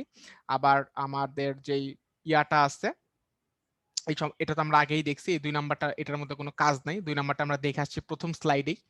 ঠিক আছে, তাহলে এই টাউটা কি, টাউটা হচ্ছে গড় আয়ু, ল্যামডা হচ্ছে আমরা জানি আমাদের ক্ষয় ধ্রুবক, আর টি হাফ কি, টি হাফ হচ্ছে আমাদের অর্ধায়ু। এখন এখান থেকে যে দুইটা জিনিস আমি একটু মনে রাখবো, যে যদি আমি গ্রাফের কথা বলি, যখন আমি টাউ এবং ল্যামডা এদের গ্রাফের কথা যদি বলি, একটা দাগ দিলাম, এই বরাবর আমার টাউ আর এই বরাবর আমি দেখাইলাম কি ক্ষয় ধ্রুবক। তুমি দেখতেই পারতেছো সম্পর্কটা কেমন ব্যস্ত অনুপাতিক সম্পর্ক, তাই না? সম্পর্কটা কেমন, সম্পর্কটা হচ্ছে ভাইয়া ব্যস্ত অনুপাতিক। তাহলে ব্যস্ত অনুপাতিক হলে গ্রাফটা কেমন হবে, যে স্লিপারি এরকম হবে। তাহলে আমার ইয়ের সাথে কার সাথে, এই ক্ষয় ধ্রুবকের সাথে গড় আয়ুর গ্রাফটা হবে কেমন, স্লিপারি না ব্যস্ত অনুপাতিক। ওকে ফাইন, এটা আমরা বুঝলাম। এখন আমরা যদি আরেকটা গ্রাফ দেখি, এবার যদি আমরা তোমার এগুলা কিন্তু ইম্পর্টেন্ট, হ্যাঁ, অর্ধায়ুর সাথে যদি আমরা তোমার ইয়ের গ্রাফটা দেখি, কি বলো এটাকে, আমাদের যে মানে গড়ের সাথে যদি অর্ধের গ্রাফটা দেখি, কি সম্পর্ক আমি দেখতেই পারতেছি সমানুপাতিক সম্পর্ক, তাই না? টাউ এর সাথে আমার এই যে অর্ধের সম্পর্কটা কি সমানুপাতিক, তাহলে গ্রাফটা কেমন হবে, এই যেরকম মূলবিন্দুগামী সরল রেখা। এগুলো আমরা ভুল করব না, ঠিক আছে? এই গ্রাফগুলো অনেক সময় পরীক্ষার মধ্যে আসে, একটা সাথে একটা প্যাচ লাগাবো না, গ্রাফটা আসলে আমরা তাহলে করতে পারবো। অমিত, হ্যাঁ ভাইয়া। আচ্ছা একটু ইন্টারাপ্ট করতে চাচ্ছিলাম, হ্যাঁ হ্যাঁ বলেন। মানে পড়ালেখা রিলেটেড না। সালাম ভাই কি আর শুনতে পাচ্ছেন? আব্দুল সালাম ভাই। জি ভাইয়া শোনা যাচ্ছে ভাইয়া। আচ্ছা ভাই, যে সিয়াম, আমি আইডি নাম্বার বলছি 9620350477, একে ক্লাস থেকে বের করে দেন ভাই। একটু আরেক আইডিটা বলেন ভাইয়া। আচ্ছা 962 962 03 03 50 50 4777। 4777। এর বাবাকে ফোন দিবেন, গার্ডিয়ানকে ফোন দিবেন, দিয়ে একটু জিগাবেন আমি আপনাকে কি বলছে সেটা মেসেজ দিয়ে পরে বলবো, ঠিক জি আছে? ভাইয়া, ওকে ওকে, ভাইয়া, দেখতেছি আমি। আমি ক্লাসে বের করে দেন, চ্যাট লিস্টে চ্যাটটা আছে। ওকে ভাইয়া। ওকে, আপনি বের করে দেন, এখনই বের করে দেন। ওকে ভাই। আচ্ছা ঠিক আছে। অমিত, হুম, সরি ঠিক ভাই, আছে। সরি। ওকে, সমস্যা নেবে। ওকে, এটা গেল আমাদের গ্রাফ দেখে ফেললাম। এখন আমরা একটু আসি একটা শর্টকাটের মধ্যে দেখি। যদি প্রশ্ন অনেক সময় এরকম বলে দেয় না, যে অনেক সময় দেখা যায় যে টি সময়ে যদি কোনো পরমাণুর এন সংখ্যক পরমাণু অক্ষত থাকে, মানে যেটা বলে দিবে না যে সংখ্যাটা যে এতটুকু অক্ষত আছে, ওইটাকে যদি আমি এই ফরম্যাটে নিতে পারি, যে 1/2n, মানে যে সংখ্যাটা দেওয়া থাকবে ওইটাকে যদি আমি 2 এর এরকম হিসাবে নিতে পারি ডিজাইন হিসাবে, তখন আমার একটা শর্টকাট হচ্ছে ওই সময় সমান সমান হবে এন ইন্টু টি অর্ধায়ু। মানে ব্যাপারটা আমি তোমার একটু বুঝাই। মনে করো বললো যে কোনো একটা পরমাণুর 10 বছর পরে অক্ষত, মানে কোন একটা পরমাণু 10 বছর পরে অক্ষত পরমাণু থাকে হচ্ছে গিয়ে কত বলবো, ধরো 8 কত থাকে, মনে করো যে 8 অক্ষত থাকে, তাহলে অক্ষত কত আছে 8। 8 তো হয় না, মানে তোমার বোঝানোর জন্য বলতেছি। তাহলে এই 8 কে আমি কিভাবে এই ফরম্যাটে নিতে পারি, সরি 8 না 1/8, তো এটাকে আমরা কিভাবে ওই কনভার্টে নিতে পারি, 1/8 কে কি বলা যায়, 2 এর উপর 3। তাহলে এখানে n কত, n হচ্ছে আমার 3। ওকে, আবার যদি n সমান সমান এরকম হয় যে 1 বাই কত বলবো, 1 বাই হচ্ছে 64 এরকম অক্ষত আছে, তাহলে এটাকে আমি কিভাবে নিতে পারি, 64 মানে 2 এর উপর কত দিতে পারি, 2 এর উপর দিতে পারি 6, তাই না? 2 দুগুণা 4, 4 দুগুণা 8, 8 দুগুণা 16, 16 দুগুণা 32, 32 দুগুণা কত, 32 দুগুণা 64। তাহলে এখানে n কত, n হচ্ছে আমার 6।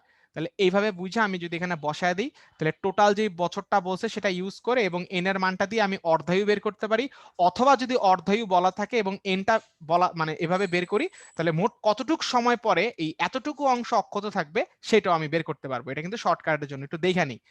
এন ইন্টু কত অর্ধায়ু সমান সমান হচ্ছে টোটাল সময়। এইটা কোন সময়?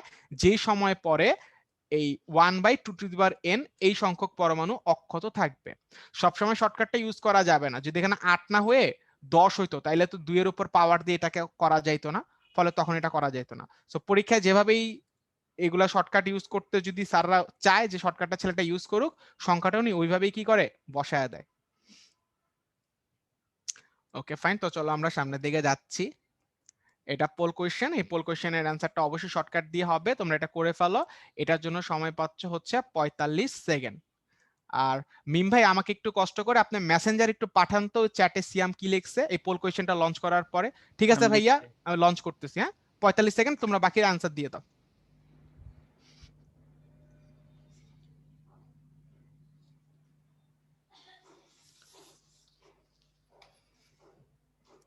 আজকে লাস্ট ক্লাসে তোমাদের সাথে ভাইয়া এরকম আচরণ করতে হবে এটা আশা করি নাই আমরা, বুঝছো? তোমরাই বাধ্য করলা,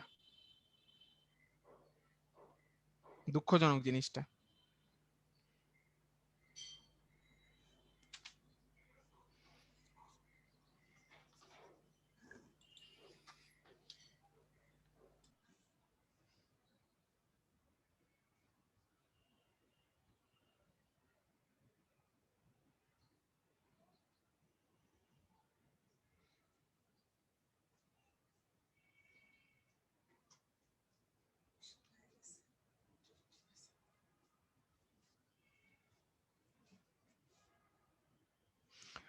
ওকে, আমাদের সময় শেষ, আমরা এখন শেষ করে দিচ্ছি। হ্যাঁ, তো এখন যদি আমি করে দেই। ওকে, তো কি বলছে যে কোন তেজস্ক্রিয় পদার্থ এর আদি অবস্থার এত অংশ ফিরে আসতে, বা এত অংশ ফিরে আসতে মানে এত অংশ অবশিষ্ট থাকতে, তাহলে এন সমান সমান কত? এন সমান সমান 1/32। তাহলে এই 32টা কিভাবে করা যায়? 2^5, তাই না? 2^5 কিন্তু 32 হয়, তাই না? 2 2 2 2 2 5টা 2, 2 দুগুণা 4, 4 দুগুণা 8, 8 দুগুণা 16, 16 দুগুণা 32। তার মানে এখানে এন কত? এন আমরা পাইলাম হচ্ছে 5। এখন আমরা সূত্র কি জানি? শর্টকাট টি সমান সমান এন ইন্টু ছিল টি হাফ, অর্ধায়ু। এটা অর্ধায়ু তো জানতে চাইছে যে অর্ধায়ুটা কত, মানে টি হাফ সমান সমান ওয়াট। আর ফিরে আসতে কতদিন সেইটাও বলে দিছে, টিটা বলে দিছে 30 দিন। তাহলে টি এর জায়গায় বসাবো 30, এন এর জায়গায় বসাবো 5, টি হাফ। তাহলে টি হাফ কত পাচ্ছি বলো তো? 30 কে 5 দ্বারা ভাগ করলে হয় 6, তাহলে অ্যান্সার হবে 6 দিন, সি। যারা যারা অ্যান্সার দিয়েছো সকলকে অসংখ্য ধন্যবাদ। ওকে ফাইন, এখন আমরা চলে যাই আরেকটা অঙ্কে। একটি তেজস্ক্রিয় পদার্থের অর্ধায়ু বলে দিছে 1600 বছর, মানে টি হাফ হচ্ছে 1600। কত সময় পরে, মানে টি সমান সমান হোয়াট, কত সময় পরে তেজস্ক্রিয় পদার্থের এত অংশ ক্ষয়প্রাপ্ত হবে? দেখো 15/16 অংশ ক্ষয় হয়ে যাবে, কিন্তু আমরা জানি যে আমরা যে এনটা ধরি ওই এনটা জানি কি? এন নট না, এনটা হচ্ছে যতটুকু অক্ষত থাকে। তাহলে 15/16 অংশ যদি মারা যায় তাহলে অক্ষত কতটুকু থাকে বলো তো? আমরা জানি অক্ষত থাকে, অক্ষত মানে থাকে মানে থাকবে, এন সমান সমান কি জানি? যেহেতু ভগ্নাংশে দিয়েছে তাহলে 1 থেকে নিশ্চয়ই বিয়োগ দিব 15/16, তাহলেই তো আমি অক্ষতটা পেয়ে যাব, তাই না? 15/16 অংশ যদি চলেই যায় তাহলে কতটুকু বেঁচে আছে সেটা আমি যে 1 থেকে বিয়োগ করলেই পাবো। তাহলে এই 16 থেকে 15 করলে হয় কত? 1। এটাকে যদি আমি যে ওই ফরম্যাটে নিয়ে আসি 16, তাহলে 2 এর উপর কত লেখা যায়? 2 এর উপর লেখা যায় হচ্ছে 4। তাহলে আমি বুঝতেই পারলাম এখানে এন কত বলো তো? এন হচ্ছে আমার 4। ওকে, এখন আমরা তো সবাই শর্টকাট জানি, সেটা ইউজ করে ফেলি। টি সমান সমান এন ইন্টু হাফ। অনেকে বলতেছে ভাই শর্টকাট ইউজ করলে স্যার কিছু বলবে না, না স্যার জানে যে এটা শর্টকাট আছে, হ্যাঁ, তো সমস্যা নাই। ওতে টি সমান সমান এন কত? এন হচ্ছে 4, অর্ধায়ু কত? অর্ধায়ু হচ্ছে 1600 বছর। তাহলে কত? 416 কত? 316 48, 4 হচ্ছে 6400। তাহলে এত একক কি হবে? যেহেতু বছর ছিল, সময় হবে হচ্ছে এত বছর। এটা হচ্ছে আমাদের অ্যান্সার। ওকে, তো চলো এখন আমরা সামনের দিকে যাচ্ছি, আশা করি সবাই কি বুঝতে পেরেছি। ওকে, এখন একটা অঙ্কে চলে আসি। কি বলেছে? এন নট সংখ্যক পরমাণু বিশিষ্ট কোন তেজস্ক্রিয় পদার্থ 10 দিনে ক্ষয়প্রাপ্ত হয়ে এত সংখ্যক পরমাণু অবশিষ্ট থাকে। তার মানে 10 দিনে ক্ষয়প্রাপ্ত হয়ে এতটুকু অবশিষ্ট থাকে, ফাইন। তারপর কি বলছে, ক্ষয়প্রাপ্ত হয়ে এত সংখ্যক পরমাণু অবশিষ্ট থাকতে কতদিন সময় লাগবে। তার মানে এখানে দুইটা কন্ডিশন, যে এন নট সংখ্যক বিশিষ্ট পরমাণুর একটা সময় বলে দিছে যে অত সময়ে অতটুকু অক্ষত থাকে, আবার ওই সেম পরমাণুর জন্যই মানে সেম মৌলের জন্যই ওরা বলছে যে কতদিনে ওই জিনিসটার এতটুকু অবশিষ্ট থাকবে। তো একটা কাজ করি, একটাই যেহেতু ব্যাপার, মানে মৌল যেহেতু সেম, তার মানে ওই মৌলের জন্য ল্যামডাও সেম থাকবে। আমরা দুইটা ইকুয়েশন ধরি আসো, যে এন নট প্রথম লাইনের জন্য যে 10 দিনে ক্ষয়প্রাপ্ত হয়ে এতটুকু থাকে, তাহলে যতটুকু অবশিষ্ট থাকে এটাকে ধরলাম N1, এবং যতদিনে ক্ষয়প্রাপ্ত হয় সেটাকে ধরলাম আমরা কত T1। ওকে, আর সেকেন্ডটাতে ক্ষয়প্রাপ্ত হয়ে এতটুকু যে অবশিষ্ট থাকে এটাকে ধরলাম N2, এবং কতদিন সময় লাগবে এটাকে আমরা ধরলাম কি T2। তো আসো প্রথমে আমরা প্রথম লাইনের জন্য ইকুয়েশনটা লিখে ফেলি। প্রথম লাইনের জন্য ইকুয়েশন আমরা কি লিখতে পারি, প্রথম লাইনের জন্য আমরা ইকুয়েশন লিখতে পারি যে লন কই গেল, এই তো লন n1 বাই n0 সমান সমান কি ছিল, মাইনাস ল্যামডা t1। ওকে, মডুলাস দেওয়া না দেওয়া সেম কথা না যদিও, বাট এখন আর যেহেতু দেই নাই তাই আর দিলাম না, তোমরা দিও পরীক্ষায়, ঠিক আছে। ওকে ফাইন, তারপর আমরা লিখলাম, আর এখান থেকে আমরা একটু ভ্যালুগুলো যদি একটু বসায় দেই, লন n1 মানে কত বলো তো, এই যে n0/3 নিচে হচ্ছে গিয়ে আমাদের n0 সমান সমান মাইনাস ল্যামডা কি থাকলো t1 থাকলো, n0 আর n0 কাটা, লন 1/3 সমান সমান মাইনাস ল্যামডা t1। মাইনাসটা ওই পারে দিয়ে দিব তাই না, হ্যাঁ সবাই জিনিসটা আমরা জানি, ল্যামডা t1। ওকে, এন্ড মাইনাসটা সরাইলে জানি কি হবে, লন শুধু হবে 3, মডুলাস আর দিলাম না এখানে, ল্যামডা t1। অতএব এখান থেকে যদি আমি t1টা এই t1টা নেই, তাহলে আমাদের কি হবে বলতো, t1 সমান সমান হবে লন 3 ডিভাইডেড বাই কি ল্যামডা। এটাকে আমি সমীকরণ কত দিলাম, সমীকরণ দিলাম হচ্ছে আমরা 1। ওকে ফাইন, একটা লিখে ফেলেছি আমরা। এবার আসো সেকেন্ডটার মধ্যে যাই, সেকেন্ডটাতে আমরা লিখলাম লন n2 বাই n0 সমান সমান কত, মাইনাস ল্যামডা, ল্যামডা সেম থাকবে কারণ সেম মৌল, ইনটু কত t2, তাই তো। ওকে, তো চলো এখন আমরা নিয়ে নেই, সমান সমান দিলাম, তারপরে লন n2, আমি কিউএনএতে একটু দেখতে পারতেছি অনেকে প্লাস মাইনাস নিয়ে কথা বলতেছো, আমরা অঙ্কগুলো শেষ করি, লাস্টে গিয়ে আমরা কনক্লুশন দিব, ঠিক আছে। তুমি আগে একটু অঙ্কটা একটু কনসেন্ট্রেশন দিয়ে দেখো ভাইয়া, হ্যাঁ। আচ্ছা n2 কিন্তু n0/9 ছিল, দেখছো এখানে 9 আমি 3 লেখা ফেলাইছি, যাই হোক n0 কাটা, তাহলে লন কত হবে 1/9 সমান সমান মাইনাস ল্যামডা t2। ওকে, এখন মাইনাসটা আমরা ওই পারে দিয়ে দিই, তাহলে লন 1/9 সমান সমান কত হচ্ছে ল্যামডা t2, মাইনাসটা সরাইলে কত হবে বলো তো, ওই লন 9 হবে ল্যামডা t2। ফাইন, তাহলে t2 কত হবে, t2 হবে হচ্ছে গিয়ে লন 9, নিচে কত হবে, নিচে হবে হচ্ছে ল্যামডা। ওকে, এটাকে আমরা সমীকরণ কত দেব, এটাকে আমরা সমীকরণ দিলাম হচ্ছে 2। ফাইন, এখন একটা সমীকরণকে আরেকটা দিয়ে আমরা কি করব, ভাগ করে ফেলবো, তাইলে কিন্তু আমাদের খেলাটা শেষ। অনেকেই বলতে পারো ভাই অঙ্কটা একটু বড়, হ্যাঁ অঙ্কটা একটু বড়, রিটেনে যদি আসে একটু সময় লাগবে, সরি আমাদের চাপ পরে সামনের দিকে আগায় গেছি। হ্যাঁ এবার ঠিক আছে, এখন আমরা কি করব, 2 নাম্বার সমীকরণকে 1 নং দ্বারা কি ভাগ করে দিব, তাহলে t2/t1 সমান সমান কত হচ্ছে, উপরে থাকবে লন 9, নিচে থাকবে হচ্ছে লন 3, আর ল্যামডা ল্যামডা যে কাটা গেছে তুমি বুঝতে পারতেছো, এটা দেখানোর কোনো দরকার নাই।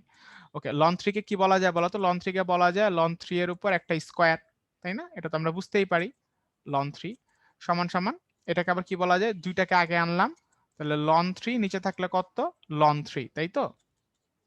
ওকে, t2/t1, এখন দেখো লন 3 আর লন 3 বাদ, তাই না ভাইয়ারা, তাহলে উপরে থাকলো 2, তাহলে t2 সমান সমান কত 2 ইন্টু t1। ওকে, তাহলে 2 ইন্টু t1 কত ছিল, t1 ছিল ওই যে 10 দিন, তাহলে t1 10 দিলাম, তাহলে 10 দুগুণা কত 20, তাই না, 20 দিন। ওকে, 20 দিন, তাহলে আমার কতটুকু সময় লাগবে ভাইয়া n0/9 এতটুকু অবশিষ্ট থাকতে, অ্যান্সার হচ্ছে 20 দিন। তাহলে অ্যান্সার কত হবে, অ্যান্সার হবে হচ্ছে 20 দিন।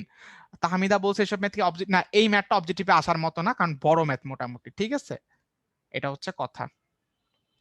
এটা হচ্ছে যেখানে একটু রিটেন বেসড আসবে, একটু ইলাবোরেট, সেইখানে এটা আসবে, বাট শিখতে হবে কারণ আমাদের মোটামুটি বেসিক ক্লিয়ারের জন্য বা চর্চা হওয়ার জন্য শিখতে হবে আর কি। চলো আমরা সামনের দিকে যাচ্ছি। এখন আমরা চলে এসেছি হচ্ছে ট্রানজিস্টরের মধ্যে। কোথায় আসছি? ট্রানজিস্টরের মধ্যে। আমার মনে হয় এটা শুরু করার আগে আমরা 3:11 বাজে তো আচ্ছা এটা বলে আমরা একটা ব্রেকে যাব, ঠিক আছে? এটা বলে তারপর ব্রেকে যাই। আসো। তো ট্রানজিস্টর আমরা জানি, ট্রানজিস্টরকে ট্রায়াডও বলা হয়। এটাকে আমরা সুইচ, অ্যাম্পলিফায়ার, বিবর্ধক এই হিসাবে ইউজ করতে পারি। তো মনে রাখতে হবে একটা ট্রানজিস্টরকে আমি তখনই সুইচ মানে অ্যাম্পলিফায়ার বা বিবর্ধক হিসেবে ইউজ করতে পারবো যখন এইটার আউটপুট, হ্যাঁ, এটার আউটপুটটা অবশ্যই কি হবে? ইনপুটের চেয়ে বেশি হবে। যখন এটার আউটপুট ভোল্টেজটা, আমি আর লিখলাম না, তোমরা বুঝে নিও, যখন এটার আউটপুট ভোল্টেজটা ইনপুটের চেয়ে বেশি হবে তখনই শুধুমাত্র ট্রানজিস্টরকে আমরা অ্যাম্পলিফায়ার, বিবর্ধক এগুলো হিসাবে ইউজ করতে পারবো। তো এই যে উপরে ট্রানজিস্টর একটা চিত্র দেখতেই পারতেছো, তাছাড়া হেডিং এর পাশেও একটা ট্রানজিস্টরের যে মেইন ফিগার সেটা দিয়েছি, আর এটা হচ্ছে যে ভিতরের যে আমাদের ম্যাথমেটিক্যাল যে ফিগার বলতে পারো সেটা দিয়েছি। তো একটা ট্রানজিস্টর হচ্ছে মূলত দুই ভাবে যদি দেখাই, একটা হচ্ছে পিএনপি ট্রানজিস্টর, একটা হচ্ছে এনপিএন ট্রানজিস্টর। তো একটা ট্রানজিস্টরের তিনটা ব্যাপার থাকে, অ্যামিটার, কালেক্টর, বেস, যে লিখে দিছি, হ্যাঁ। নিচের চিত্রের মধ্যে দেখো, ই মানে অ্যামিটার, সি মানে কালেক্টর, বি মানে হচ্ছে কি বেস। বাংলায় বললে হচ্ছে ইটাকে বলা হয় নিঃসারক, সিটাকে বলা হয় সংগ্রাহক, আর বিটাকে বলা হয় পিট। তাহলে আই মানে কি? নিঃসারকের প্রবাহ। আইসি মানে কালেক্টর সংগ্রাহকের প্রবাহ। আইবি মানে বেস বা পিঠের প্রবাহ। এগুলো আমরা জানি। আর এই সম্পর্কটা আমরা মনে রাখবো যে আইই সমান সমান আইবি প্লাস আইসি। যেহেতু পরিবর্তন একটা হইলে বাকি দুইটাও হবে, এর জন্য এই যে ডেল্টা দিয়েও প্রকাশ করা, এখানে আমরা মানে ডেল্টা দিয়েও প্রকাশ করতে পারি। আলফা বিটা নিয়ে একটু পরে কথা বলতেছি, আগে ট্রানজিস্টর নিয়ে আমি কথাটা শেষ করি। তো পিএনপি ট্রানজিস্টরের ক্ষেত্রে মনে রাখবো অ্যামিটার থেকে কারেন্টটা যাবে, এই যে ঠোঁট চিহ্নটা দেখো খুব ইম্পর্টেন্ট, হ্যাঁ।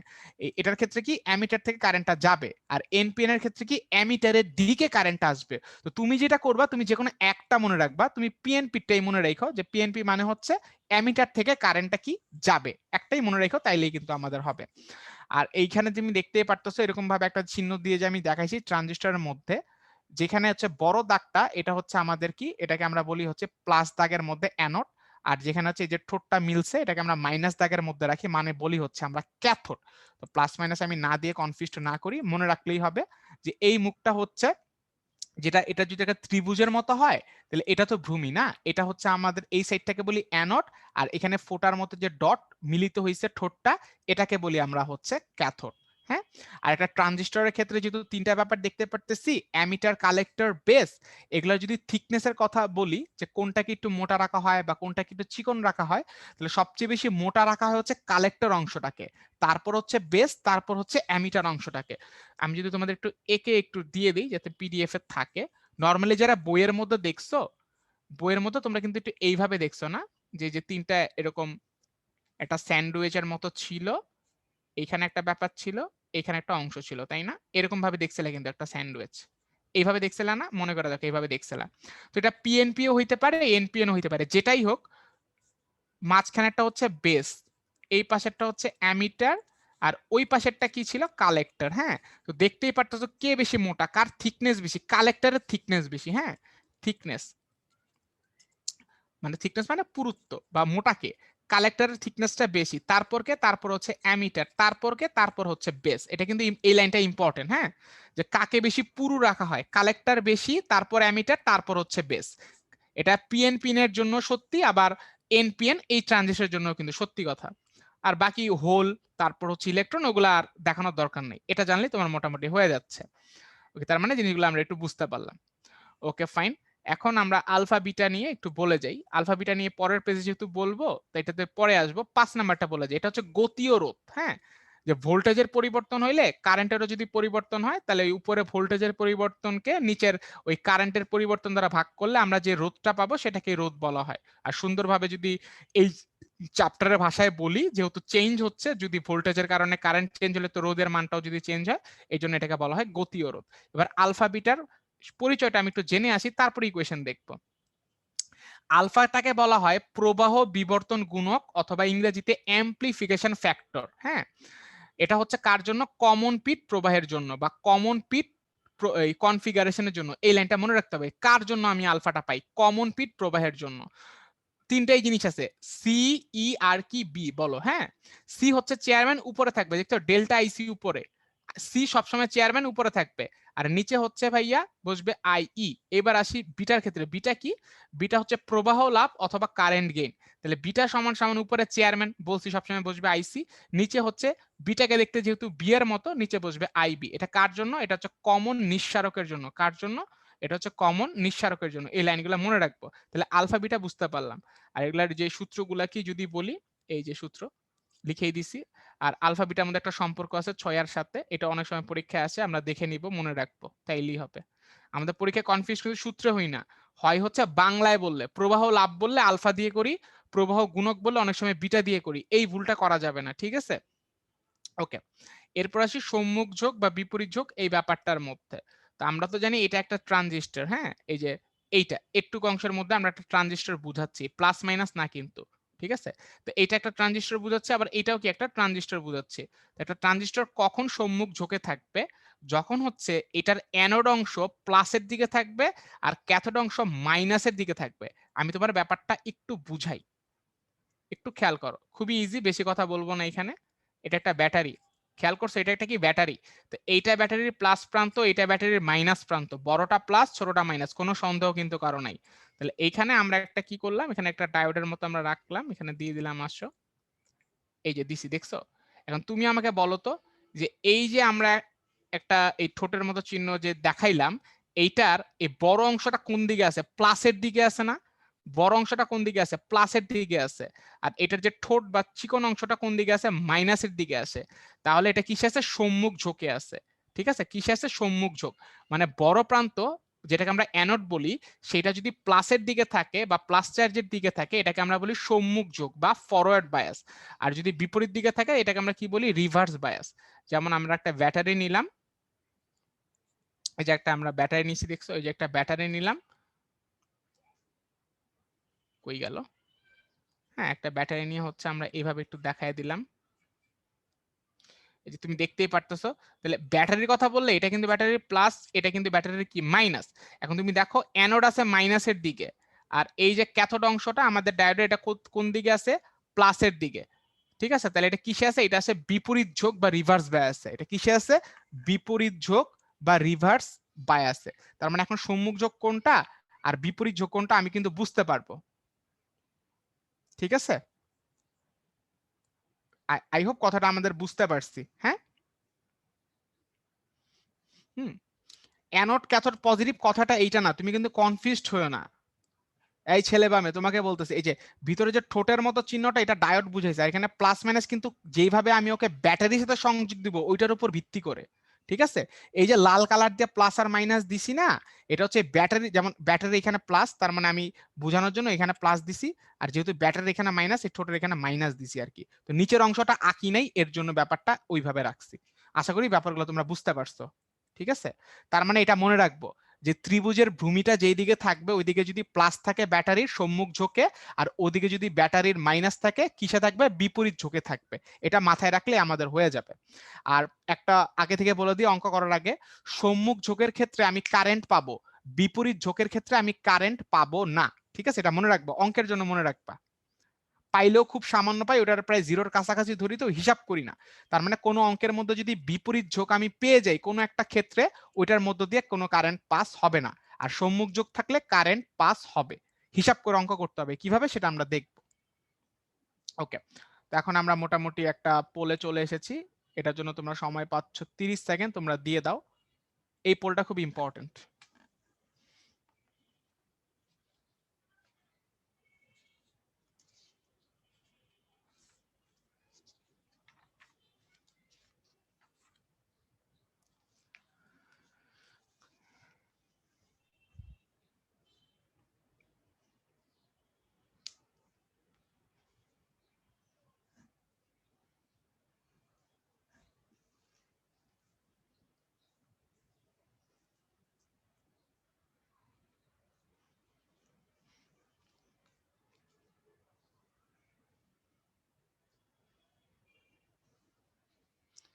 এবং আমাদের সময় শেষ।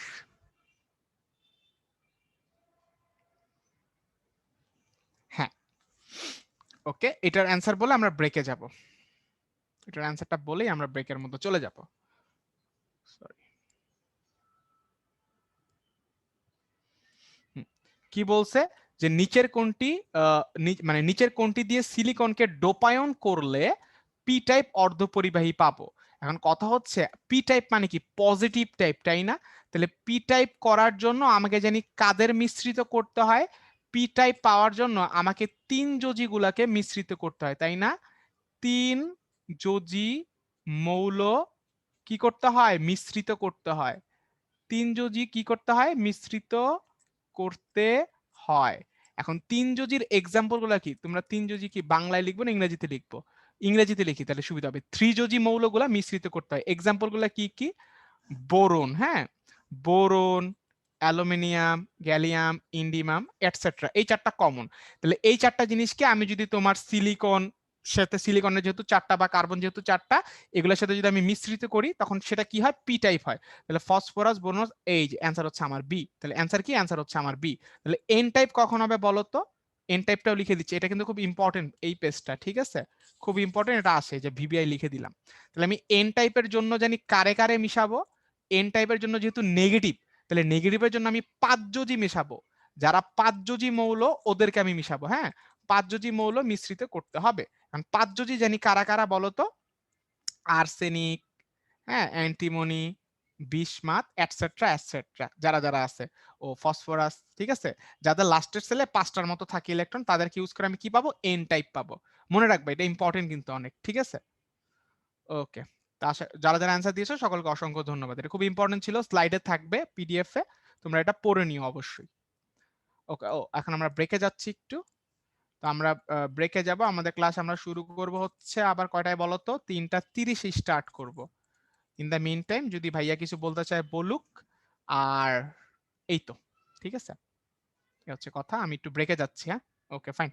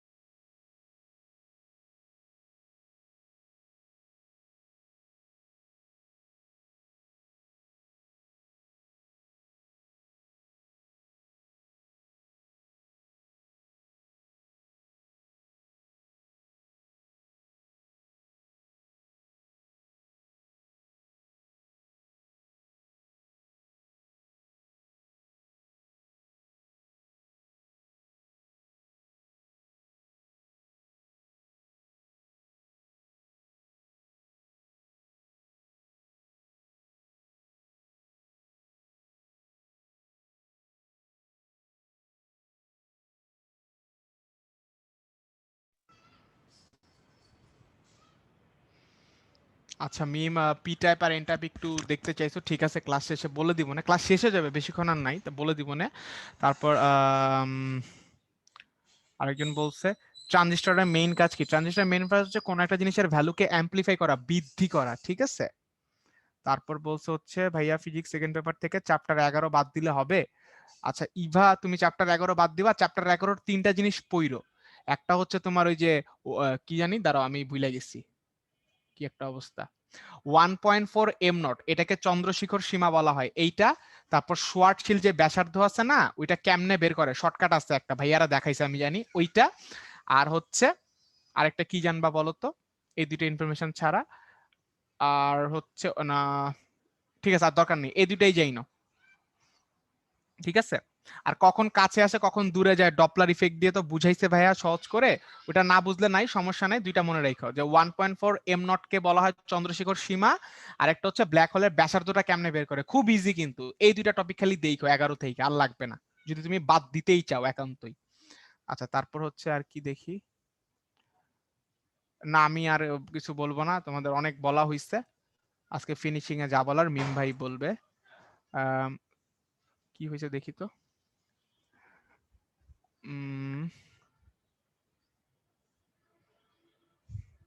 নীরব বলছে প্রতিদিন কয় সাবজেক্ট পড়তে হবে? অ্যাটলিস্ট দুইটা কইরা পড়ো, অন্তত দুইটা কইরা পড়ো, হ্যাঁ। আজকে সারাদিন সকাল বিকাল খালি ফিজিক্স পড়লাম, কালকে আবার কেমিস্ট্রি পড়বো, এরকম না, একদিনে চেষ্টা করো অন্তত দুইটা জিনিস পড়ার। আর ম্যাথটা সবসময় প্র্যাকটিসে রাখো, প্রতিদিন আমি বলবো ম্যাথটারে প্র্যাকটিসে রাখো, ম্যাথ অল্প করো, ম্যাথটা হাতে কলমে প্র্যাকটিসে রাখো প্রতিদিন ম্যাথ। ওকে, হ্যাঁ আমরাও আসলে মিস করব অনেক।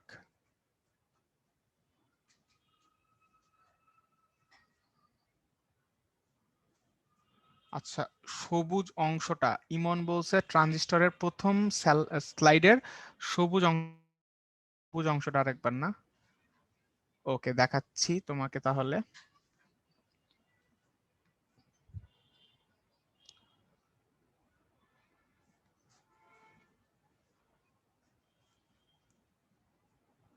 এই যে ভাই সবুজ অংশটা,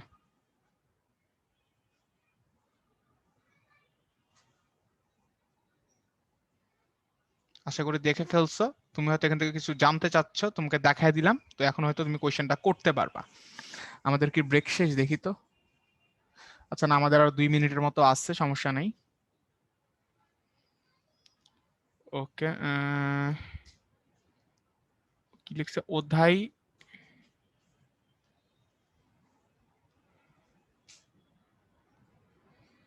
আর কি,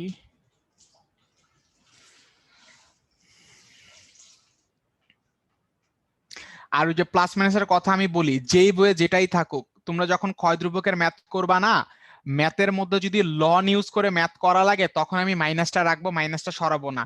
আর লন ছাড়া যদি ক্ষয় ধ্রুবকের সূত্রগুলা বসাই, তখন মাইনাসটা কেন দিছিলাম, মাইনাসটা তো এর জন্য দিছিলাম বুঝাইতে যে যতটুকু অক্ষত থাকে সেটা ঋণাত্মক হার বলতে, যেহেতু ক্ষয় হয়ে যাচ্ছে জিনিসটা, এই যে সময়ের সাথে নিঃশেষ হয়ে যাচ্ছে এইটা বুঝাইতে মাইনাস দিছিলাম, তখন ওই মাইনাসটা লাগবে না। তখন যদি মাইনাসটা রাখো অ্যান্সারটা মাইনাসে আসবে, মানে টি যদি তোমার 2 সেকেন্ড আসার কথা, -2 সেকেন্ড আসবে, সময় তো ঋণাত্মক হয় না।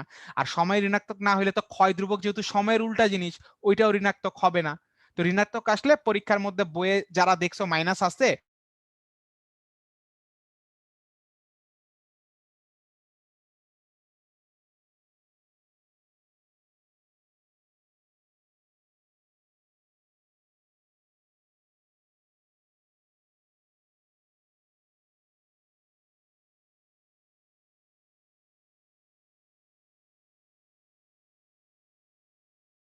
আমরা শুরু করি, হ্যাঁ।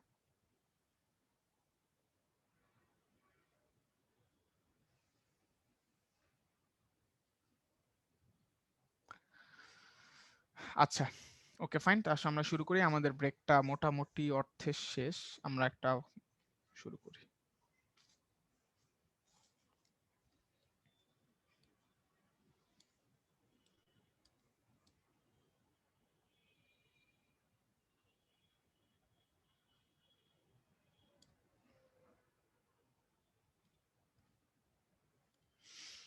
আসলে এখন আমরা একটু ম্যাথে চলে যাই।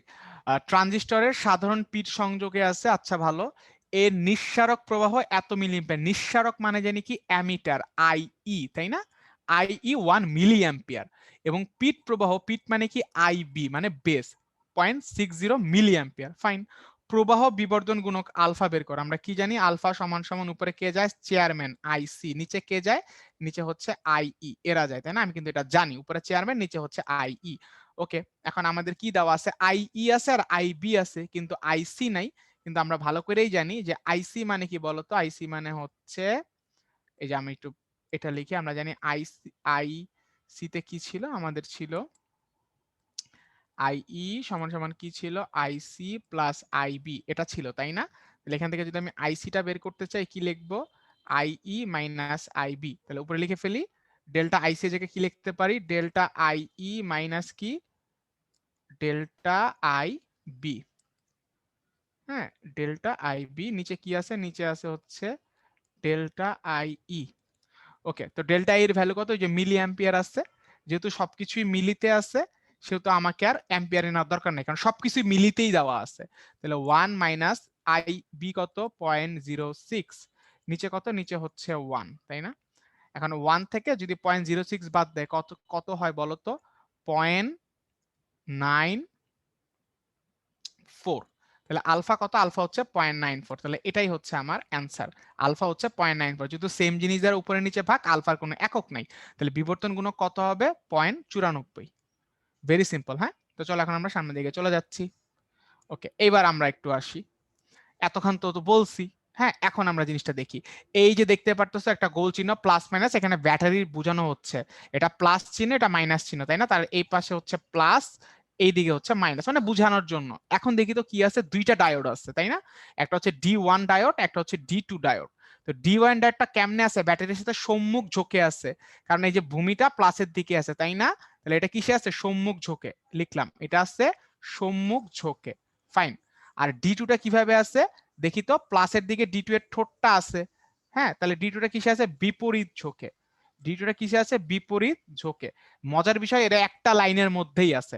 এখন একটা জিনিস আমরা জানি, যে আমি বলেছি যদি বিপরীত ঝোঁকে থাকে কারেন্ট কি হবে না? পাস কিন্তু হবে না। এবার আমি, তুমি দেখো তো, কারেন্ট যদি পাস হইতেও চাইতো, কারেন্টটা কি পজিটিভ থেকে বের হয় নেগেটিভ দিকে আসে, তো যাচ্ছে, কারেন্টটা যাচ্ছে যাচ্ছে যাচ্ছে যাচ্ছে D1, যেহেতু সম্মুখ ঝোঁকে আছে, তাহলে এই বাধাটা সে অতিক্রম করে গেল, যাচ্ছে যাচ্ছে যাচ্ছে, এইখানে যখন আসবে সে দেখবে বিপরীত ঝোঁক। আর আমরা বলে দিছি যে বিপরীত ঝোঁকের ক্ষেত্রে আমরা ধরে নিব কারেন্ট যাইতে পারবে না। ফলে এখানে সে কি আর যাইতে পারবে? পারবে না। ফলে সে যদি আর না যায়, সে কি আর বিপরীত দিক থেকে ফেরত আসতে পারবে? সে তো এখানে ফেরত আসতে চাইছিল, এদিক দিয়ে আর আসতে পারবে? পারবে না। তাহলে এটার অ্যান্সার কত হবে? অ্যান্সার হবে হচ্ছে 0। তাহলে এই মানে ফেরত যদি না আসে, এই এটুক যদি সে অতিক্রম করতে নাই পারে, এই রোধের মধ্য দিয়ে কি আসলে কোনো কারেন্ট আর যেতে পারবে? পারবে না।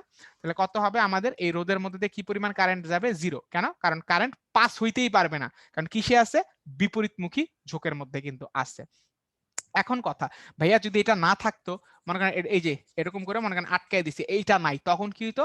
তখন কিন্তু কারেন্টের ঠিক এটার মধ্যে দিয়ে গিয়ে এইভাবে ঘুরে এসে আবার কি করতো? এদিক দিয়ে, টানটা বড় হয়ে গেছে, মানে এই দিক দিয়ে কিন্তু তখন কারেন্টটা পাস করতে পারতো। তখন কিন্তু আমি কি বের করতে পারতাম? কারেন্টটা আমি তখন বের করতে পারতাম। তাহলে কিভাবে জানি বের করতেন?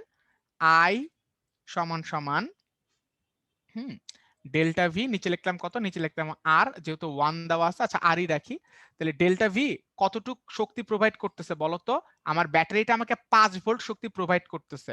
আর এই যে ডায়োডের যে ইয়াটা দেওয়া থাকে না, মানটা, এটা বাধা। হ্যাঁ, এটা কি বলতো? এটা কিন্তু বাধা দেওয়া থাকে, যে অতিক্রম করতে হইলে এতটুকু বাধা অতিক্রম করতে হবে। তাহলে তুমি 5 টাকা নিয়ে বের হইলে ওই 5 টাকার মধ্যে 0.7 টাকা তোমাকে খরচ করে ফেলতে হচ্ছে না। তাহলে এখানে পরিবর্তনটা কি হবে? 5 থেকে কত বিয়োগ করব? 0.7 বিয়োগ করতাম, আর রোধের মান কত? 100, নিচে 100। অ্যান্সার যা আসতো তাই।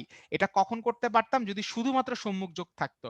কিন্তু এখন কোনো হিসাব করে লাভই নাই। কেন? কারণ যেহেতু এখানে একটা বিপরীত ঝোঁক আছে, কারেন্ট পাসই করতে পারবে না। ওকে, আশা করি ব্যাপারটা আমরা বুঝতে পারছি। চলো, তোমরা ক্লিয়ারলি বুঝছো কিনা এটা আমাদের এখানে একটা পোল কোয়েশ্চেন আছে একদম লাস্টে, ওইটা অ্যাপ্লাই করার মাধ্যমে আমি দেখতে পারবো যে আসলে বুঝছো কিনা। এটা এখন মুছে দিলাম। ঠিক আছে, এটা এখন আসো আমরা মুছে দিলাম।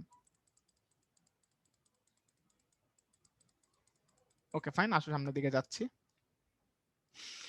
ওকে, আমরা তো জানি এটা নিয়ে আসলে বলার কিছু নাই যে আমাদের ডিজিটাল সার্কিটকে মানে ডিজিটাল ইলেকট্রনিক সার্কিটকে এই যে গেট বলা হয়, and gate, or gate, not gate. And gate হচ্ছে গুণ করে, অর গেট যোগ করে, নট গেট হচ্ছে উল্টে দেয়। এটা আমরা জানি। এই তিনটাকে কি বলা হয়? এখান থেকে কি কি পরীক্ষা আসবে এটা জানি না নাও, সেটা বলে দিচ্ছি। পরীক্ষায় কি কি আসবে? এই তিনটাকে বলা হয় মৌলিক গেট। কি বলা হয়? মৌলিক গেট। পরীক্ষায় আসবে, সবাই খেয়াল করো কি কি আসবে বলে দিচ্ছি। পরীক্ষায় আসবে মৌলিক গেট কয়টা? অ্যান্সার হবে মৌলিক গেট 3টা। কি কি? এই তিনটা আমরা জানি। এটা গুণের কাজ, এটা যোগ, এটা নট, উল্টে দেয়। এটা দরকার নেই। পরীক্ষা আসবে মৌলিক গেট কয়টা? অ্যান্সার কয়টা? 3টা। এন্ড অর নট, গেল, শেষ। তারপর ন্যান্ড গেট আর নর গেট, এই দুটাকে কি বলা হয় বলতো? সার্বজনীন গেট। কি বলা হয়? সার্বজনীন গেট। পরীক্ষায় আসবে সার্বজনীন গেট কয়টা? অ্যান্সার 2টা, ন্যান্ড গেট আর নর গেট। হ্যাঁ, এই দুটার এই সাংকেতিক চিহ্ন তোমরা অবশ্যই দেখে রাখবা। এই যে এই দুটা সার্কিটের চিহ্নটা তোমরা অবশ্যই দেখে রাখবা। আর ন্যান্ড গেট হচ্ছে, এটাকে সার্বজনীন গেট বলা হয়, আবার কম্বিনেশনাল গেটও বলা হয়, তাই না? ন্যান্ড গেট জানি কয়টা গেটের সমষ্টি? 2টা গেট। একটা হচ্ছে অ্যান্ড গেট, আরেকটা হচ্ছে নট গেট। একটা ন্যান্ড গেট হচ্ছে একটা অ্যান্ড গেট এবং একটা নট গেট নিয়ে গঠিত। এটা এটার আউট ইনপুট কিন্তু একাধিক হইতে পারে, তাই না? 2-3টাও হইতে পারে, 4টাও হইতে পারে। হ্যাঁ, এগুলা মনে রাখবা।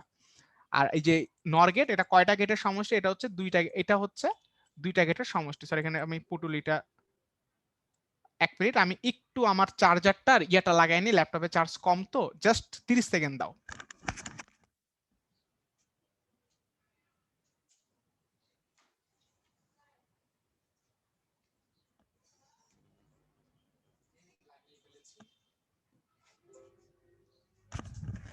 হ্যাঁ ঠিক আছে, ওকে, হ্যাঁ ল্যাপটপে চার্জ লাগানো হয়েছে। হ্যাঁ, এবার আমরা আসি। কই ছিলাম, কি বলতেছিলাম, দাঁড়াও একটু মনে করি। হ্যাঁ, আমরা বলতেছিলাম হচ্ছে কই, এই যে নর গেটটা। তাহলে নর গেটটা কয়টা গেটের সমষ্টি? নর গেটটাও 2টা গেটের সমষ্টি। একটা হচ্ছে ইয়া গেট, কি গেট? অর গেট, আর একটা হচ্ছে নট গেট। এটা হচ্ছে অর গেট, এটা কি বলতো? Not gate. এগুলা পরীক্ষার মধ্যে আসবে, ভেরি সিম্পল। আর বিশেষ গেট 2টা, একটা এক্স অর গেট আর একটা হচ্ছে এক্স নর গেট। এক্স নর গেটটা আমি দিতে ভুলে গেছি, আচ্ছা যাই হোক, লিখে দিচ্ছি এক্স নর গেট। হ্যাঁ, এই দুইটাকে বলা হয় বিশেষ গেট। একটা এক্স অর গেট, একটা এক্স কি বলতো? নর গেট। তাহলে এক্স নর গেটটা কি? সেম এরকম, জাস্ট সামনে একটা কি থাকবে? একটা নট গেটের মতো থাকবে। তোমরা অলরেডি জানো। এই দুইটাকে কি বলা হয়? বিশেষ গেট। কি বলা হয়? বিশেষ গেট। পরীক্ষা আসবে বিশেষ গেট কয়টা? সংখ্যা আসে, সংখ্যা আসে, প্রতীক আসে, এবং কিভাবে প্রকাশ করে সেটাও আসে। তো এগুলো জানলেই তোমাদের হয়ে যাবে মোটামুটি। হ্যাঁ, আর এটা প্রকাশ করে কিভাবে? উপরে একটা বার চিহ্ন দিব, তাই না? ওকে, এটা আমরা জানি। আর অ্যান্সার গুলো উল্টা উল্টা হবে, ওটার তোমরা বুঝতেই পারছো, ওটার দরকার নেই। এই হচ্ছে কথা। ওকে, চলো সামনের দিকে যাচ্ছি। এখানে তোমাদের জন্য একটা পোল কোশ্চেন লঞ্চ করতেছি, তোমরা এটা অ্যান্সার দিয়ে দাও। সময় পাচ্ছ 45 সেকেন্ড।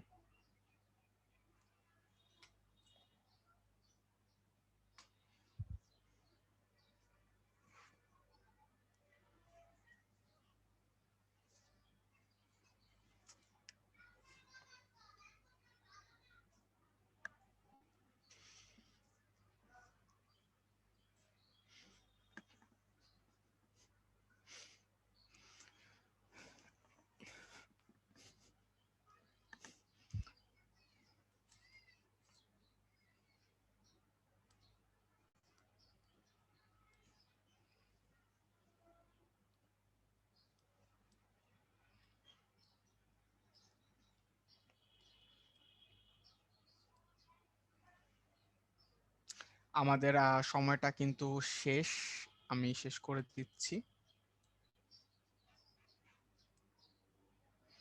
হ্যাঁ, এখন আমরা এটা কি বলেছে যে পিয়ন জাংশনে এত ভোল্ট বিভব পার্থক্য প্রয়োগ করে আমি কারেন্ট পেয়েছি এতটুক মিলি অ্যাম্পিয়ার, এবং বিভব পার্থক্য এতটুক প্রয়োগ করে কারেন্ট পেয়েছি 45 মিলি অ্যাম্পিয়ার। গতি ও রোধ কত? আমরা একটু আগেই দেখে আসছি সূত্র, delta V by delta I. তাহলে উপরে বিভবের পরিবর্তন কত বলতো? 1.3 মাইনাস হচ্ছে 1.12, আর নিচে মিলি অ্যাম্পিয়ার আছে, অবশ্যই অ্যাম্পিয়ারে নিতে হবে কারণ এসআই একক তো না। তাহলে 45 বিয়োগ 25, মিলি থেকে অ্যাম্পিয়ারে কেমনে নেয়? 10⁻⁻3। ওকে, থাকলো। 45 থেকে 25 গেলে হয় 20 ইন্টু 10⁻⁻3। উপরে 1.3 থেকে 1.12 গেলে কত হয় যদি আমি ভুল না করি? 0.18, তাই না? ওকে, এখন নিচে 20 দ্বারা এটার গুণ করলে কত হয় বলতো? এই নিচেরটার সাথে একটা শূন্য কমলে 10⁻⁻2, উপরে থাকে হচ্ছে 0.18। এখন 0.18 না, উপরে নিচে 100 দ্বারা গুণ দাও, তাহলে উপরেরটা হয় 18 নিচেরটা হয় 2 আর 100 দ্বারা যদি উপরে নিচে গুণ দেই তাহলে 10 টু দি পাওয়ার -2 100 সাথে মারা যায়, তাহলে উপরে 18 নিচে 2, তাই না? তাহলে কাটাকাটি করলে কত হয়? 9। অ্যান্সার কত? 9 ওহম। ভেরি ইজি ক্যালকুলেশন, আশা করি বুঝতে পারছো। অ্যান্সার হবে আমাদের বি। তো যারা যারা পারছো সকলকে অসংখ্য ধন্যবাদ। ওকে, এবার নাম্বারিং সিস্টেমে যদি আসে, এটা খুব ইম্পর্টেন্ট না, পরীক্ষা আসলে এই যোগটা খুব কালে ভদ্রে আসে। এই তো যোগ আমরা জানি যে 0 0 যোগ করলে 0, 0 1 1, 1 0 1, 1 1 যোগ করলে 0 হাতে 1। তো বিয়োগের ক্ষেত্রে কি কি আছে এটা আমরা দেখে নিব, গুণের ক্ষেত্রে দরকার নাই, জাস্ট ছিল এর জন্য আমরা দিয়ে দিছি, তোমরা একটু দেখে নিলেই হবে। ওকে, তো এখন এই যোগটা আমরা দেখাবো। যোগটা দেখানোর আগে একটা জিনিস আমি একটু লিখে দিচ্ছি, নিচে লিখে দিই এখান থেকে, যে বাইনারি কত ভিত্তিক? বাইনারি কিন্তু 2 ভিত্তিক, তাই না? এগুলা মনে রাখতে হবে। বাইনারি আমরা জানি বাইনারি 2 ভিত্তিক। অক্টাল কত ভিত্তিক? অক্টাল হচ্ছে 8 ভিত্তিক। আমি কি বাংলায় লিখতেছি? হ্যাঁ, বাংলায়। আচ্ছা, 8 ভিত্তিক। তারপর হচ্ছে ডেসিমেল, তাই না ভাইয়ারা?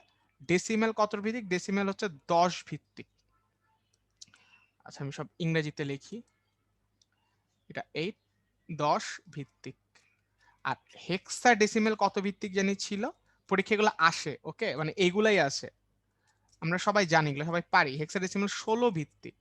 হেক্সাডেসিমেল কি ভিত্তিক? 16 ভিত্তিক। এখন বাইনারি 2 ভিত্তিকের মধ্যে কে কে আছে? 0 আর 1। অক্টালে 0 1 2 3 4 5 6 7 পর্যন্ত কিন্তু আছে, এগুলো মনে রাখতে হবে। ডেসিমেলে 0 থেকে কে আছে? এই 9 পর্যন্ত। আর হেক্সায় কে আছে? 0 থেকে 9, তারপর কে? A B C D E F. পরীক্ষায় আসতে পারে যে নিচের কোনটি হেক্সাডেসিমাল সংখ্যা নয়, 4টা অপশন আছে, কিভাবে আসে দেখো। নিচের কোনটি হেক্সাডেসিমাল সংখ্যা নয়? B C G F. Answer কোনটা? কোনটা হেক্সাডেসিমাল না? জি, এটা। বুঝছো? তার মানে জিনিসগুলো একটু আমাদের এভাবে মাথায় রাখতে হবে। আর আদারওয়াইজ গেট টেট থেকে আসলে তুমি বলতেই পারবা। এটা একটা গেল, ঠিক আছে? আর এখন আমরা যোগটা করে ফেলি, বাইনারি যোগটা আমরা সবাই মোটামুটি করতেই পারি। আসে একটা নিচে একটা বসাই আগে, দশমিকের নিচে থাকলো 0 1, আর এখানে কত আছে? 1 0। দেখি তো, 1 0 1। ওকে, প্রথমে আসো করে ফেলে, আমরা আস্তে আস্তে করি। 1 1 করলে কত? 0 হাতে 1, হাতের 1 আর 0 1, 1 আর 0 1, দশমিক থাকলো। আবার 1 1 0 হাতে 1 1 1, তাই না? 0 হাতে 1 0 0 0, হাতে থাকে কিন্তু 1। খেয়াল করছো যে 1 1 করলে কত হয়? 0 হাতে 1, হাতের 1টা এখানে যদি বসাই তাহলে 1 1 0 হাতে 1, হাতের 1 কিন্তু হাতে থাকবে, ওই 0 এর সাথে এই 0 0, তাহলে ওই যে হাতে 1 সেটা পাশে চলে গেল, তাহলে 1 1 0 হাতে 1 0 1 এ এখানে কত হবে? 0 না, এখানে হবে হচ্ছে 1। তারপর কি হয় আমাদের? হাতে থাকে যে 1 দিয়ে দিলে 1 1 1 0 1, এটা কিন্তু আমাদের অ্যান্সার হবে। যারা করতে পারো তারা কিন্তু করতে পারবা, ঠিক আছে? খুব ইজি একটা বিষয়। আমি জাস্ট আরেকবার রিপিট করতেছি, 1 1 0 হাতে 1, হাতের 1টা বসাইলে কত হয়? 1 0 1, তাহলে 1 0 1 শেষ, দশমিকের ডান পাশের খেলা শেষ। বাম পাশে আসি, 1 1 0 হাতে 1, হাতে 1টাই যে এখানে বসাইছি, দেখছো? 1 আর 0 লিখছি। এই 1 1 কত হয়? 0 হাতে 1, হাতে 1টা পাশে দিয়ে ওই 0টারে রাখছি, 0 0 কত হয়? এই যে 0। ওকে, এবার আসি, 1 1 0 হাতে 1, হাতে 1টা রাখলাম, তাহলে 1 1 রে করলে 0 পাইছি, 0 আর নিচের 1 এ কত হয়? 1, এই যে লিখছি। পরে 1 0 1, ওই 1 আর নিচের 0 1 1 1 0, এই যে 1। ঠিক আছে? এটা আশা করি মানে যারা করতে পারো সময় নিয়ে আস্তে আস্তে করতেই পারবা, সমস্যা হবে না। ওকে ফাইন, চলো এখন সামনের দিকে যাচ্ছি। তো 2 এর পরিপূরক এটা কি জানি কিভাবে করে? খুব ইজি। যেই সংখ্যাটা দেওয়া থাকবে সেই সংখ্যাটার 0 এর জায়গায় 1 আর 1 এর জায়গায় 0 বসাবো। কি বলেছি? 0 এর জায়গায় 1 আর 1 এর জায়গায় 0 বসাবো। তাইলে কিসে কনভার্ট হবে? 1 এর পরিপূরকে কনভার্ট হবে। আগে ওইটা করি, আসো। 1 0 1 0 0। আচ্ছা, আমি একটু সুন্দর করে করি আগে। হ্যাঁ,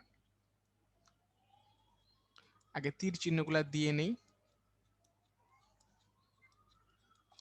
ওকে ফাইন, 0 1 1 0 0 1 0 1। ওকে, তাহলে এই যে আমি 0 জায়গায় 1 আর 1 এর জায়গায় 0 দিচ্ছি, কিসে হইছে? 1 এর পরিপূরক হইছে। ব্যাপারটা কি হইছে? 1 এর পরিপূরক। এখন এই 1 এর পরিপূরকের সাথে আমি যদি 1 যোগ করি তাহলে কি হবে? 2 এর পরিপূরক। আমরা সবাই বুঝি এই জিনিসটা, যে 1 এর পরিপূরক করে ওইটার সাথে উমেদ যদি। ভাই, হ্যাঁ একটু ভাইয়া। ডিস্টার্ব করলাম ভাই। হ্যাঁ, অবশ্যই। পোলটা কি স্ক্রিনে আছে আপনার? থাকলে সরাই দিয়েন। না, পোলটা স্ক্রিনে নাই ভাইয়া। ওকে, ঠিক আছে। আচ্ছা, ওকে ফাইন। এখন আমরা 1 যদি যোগ করি, 1 বাস, আর তো কিছু করার নাই, বাকি যা আছে সেগুলাই বসে যাবে, তাই না? 1 0 0 1 1 0, তাহলে এটা হচ্ছে আমার অ্যান্সার। আগে 0 সহ রাখতেও পারি, নাও রাখতে পারি, এটাই খুব ইজি। তার মানে যে সংখ্যাটা দেওয়া থাকবে ওটাকে উল্টায় দিব, 0 জায়গায় 1, 1 এর জায়গায় 0, ওটার সাথে 1 যোগ করলে যেটা হবে সেটা হচ্ছে আমার 2 এর পরিপূরক। Very simple. হ্যাঁ, তাহলে এই নিচেরটা কিন্তু আমার, নিচের লাইনটা আমার কি অ্যান্সার। ওকে, আচ্ছা ফাইন, আমরা চলে যাচ্ছি আমাদের আজকের দিনের লাস্ট পোল। হ্যাঁ, এটা একটু আগে এটা নিয়ে ডিসকাশন করা হয়েছে, এটা যে পারবা সে হচ্ছে কিছু না, সে কিছু না। তো এটা আসলে আমরা অ্যান্সার দিয়ে দেই। এখন আসলে আমরা পোলটা লঞ্চ করে ফেলি এবং আমাদের এটার জন্য সময় পাচ্ছ 45 সেকেন্ড, সময় শুরু হচ্ছে এখন।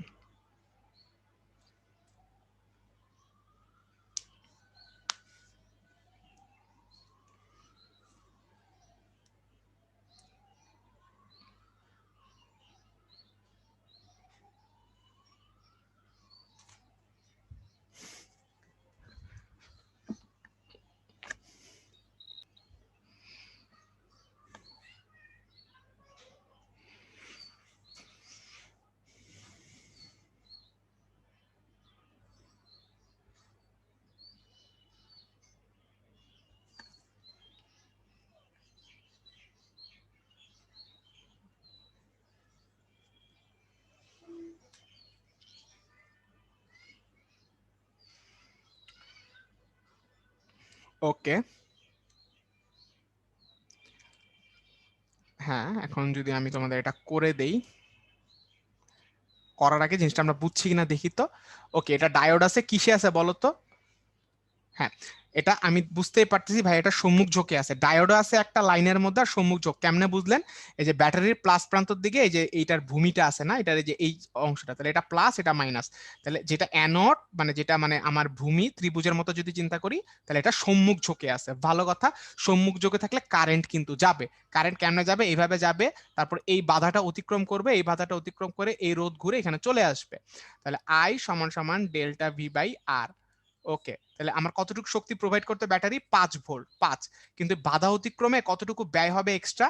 এই 0.7, মানে 0.7 এক্সট্রা কষ্ট আমাকে, মানে টাকা দিতে হবে। মনে করো 5 টাকা থেকে 0.7 টাকা দিতে হবে। তাহলে 5 মাইনাস 0.7 আর কত? আর হচ্ছে আমার 100। তাহলে এখানে কত হচ্ছে? 5 থেকে 0.7 গেলে কত হয়? 4.3, নিচে হচ্ছে 100। এটাকে যদি 4.3 কে 100 দ্বারা ভাগ করলে কত হয়? 0.043। আর সবকিছু এসআই এককে অ্যাম্পিয়ার। এখন কোথাও কি আছে 0.043? নাই, নাই, নাই। তাহলে 4 নাম্বারটা নান অফ দিস, অ্যান্সার হবে none of this.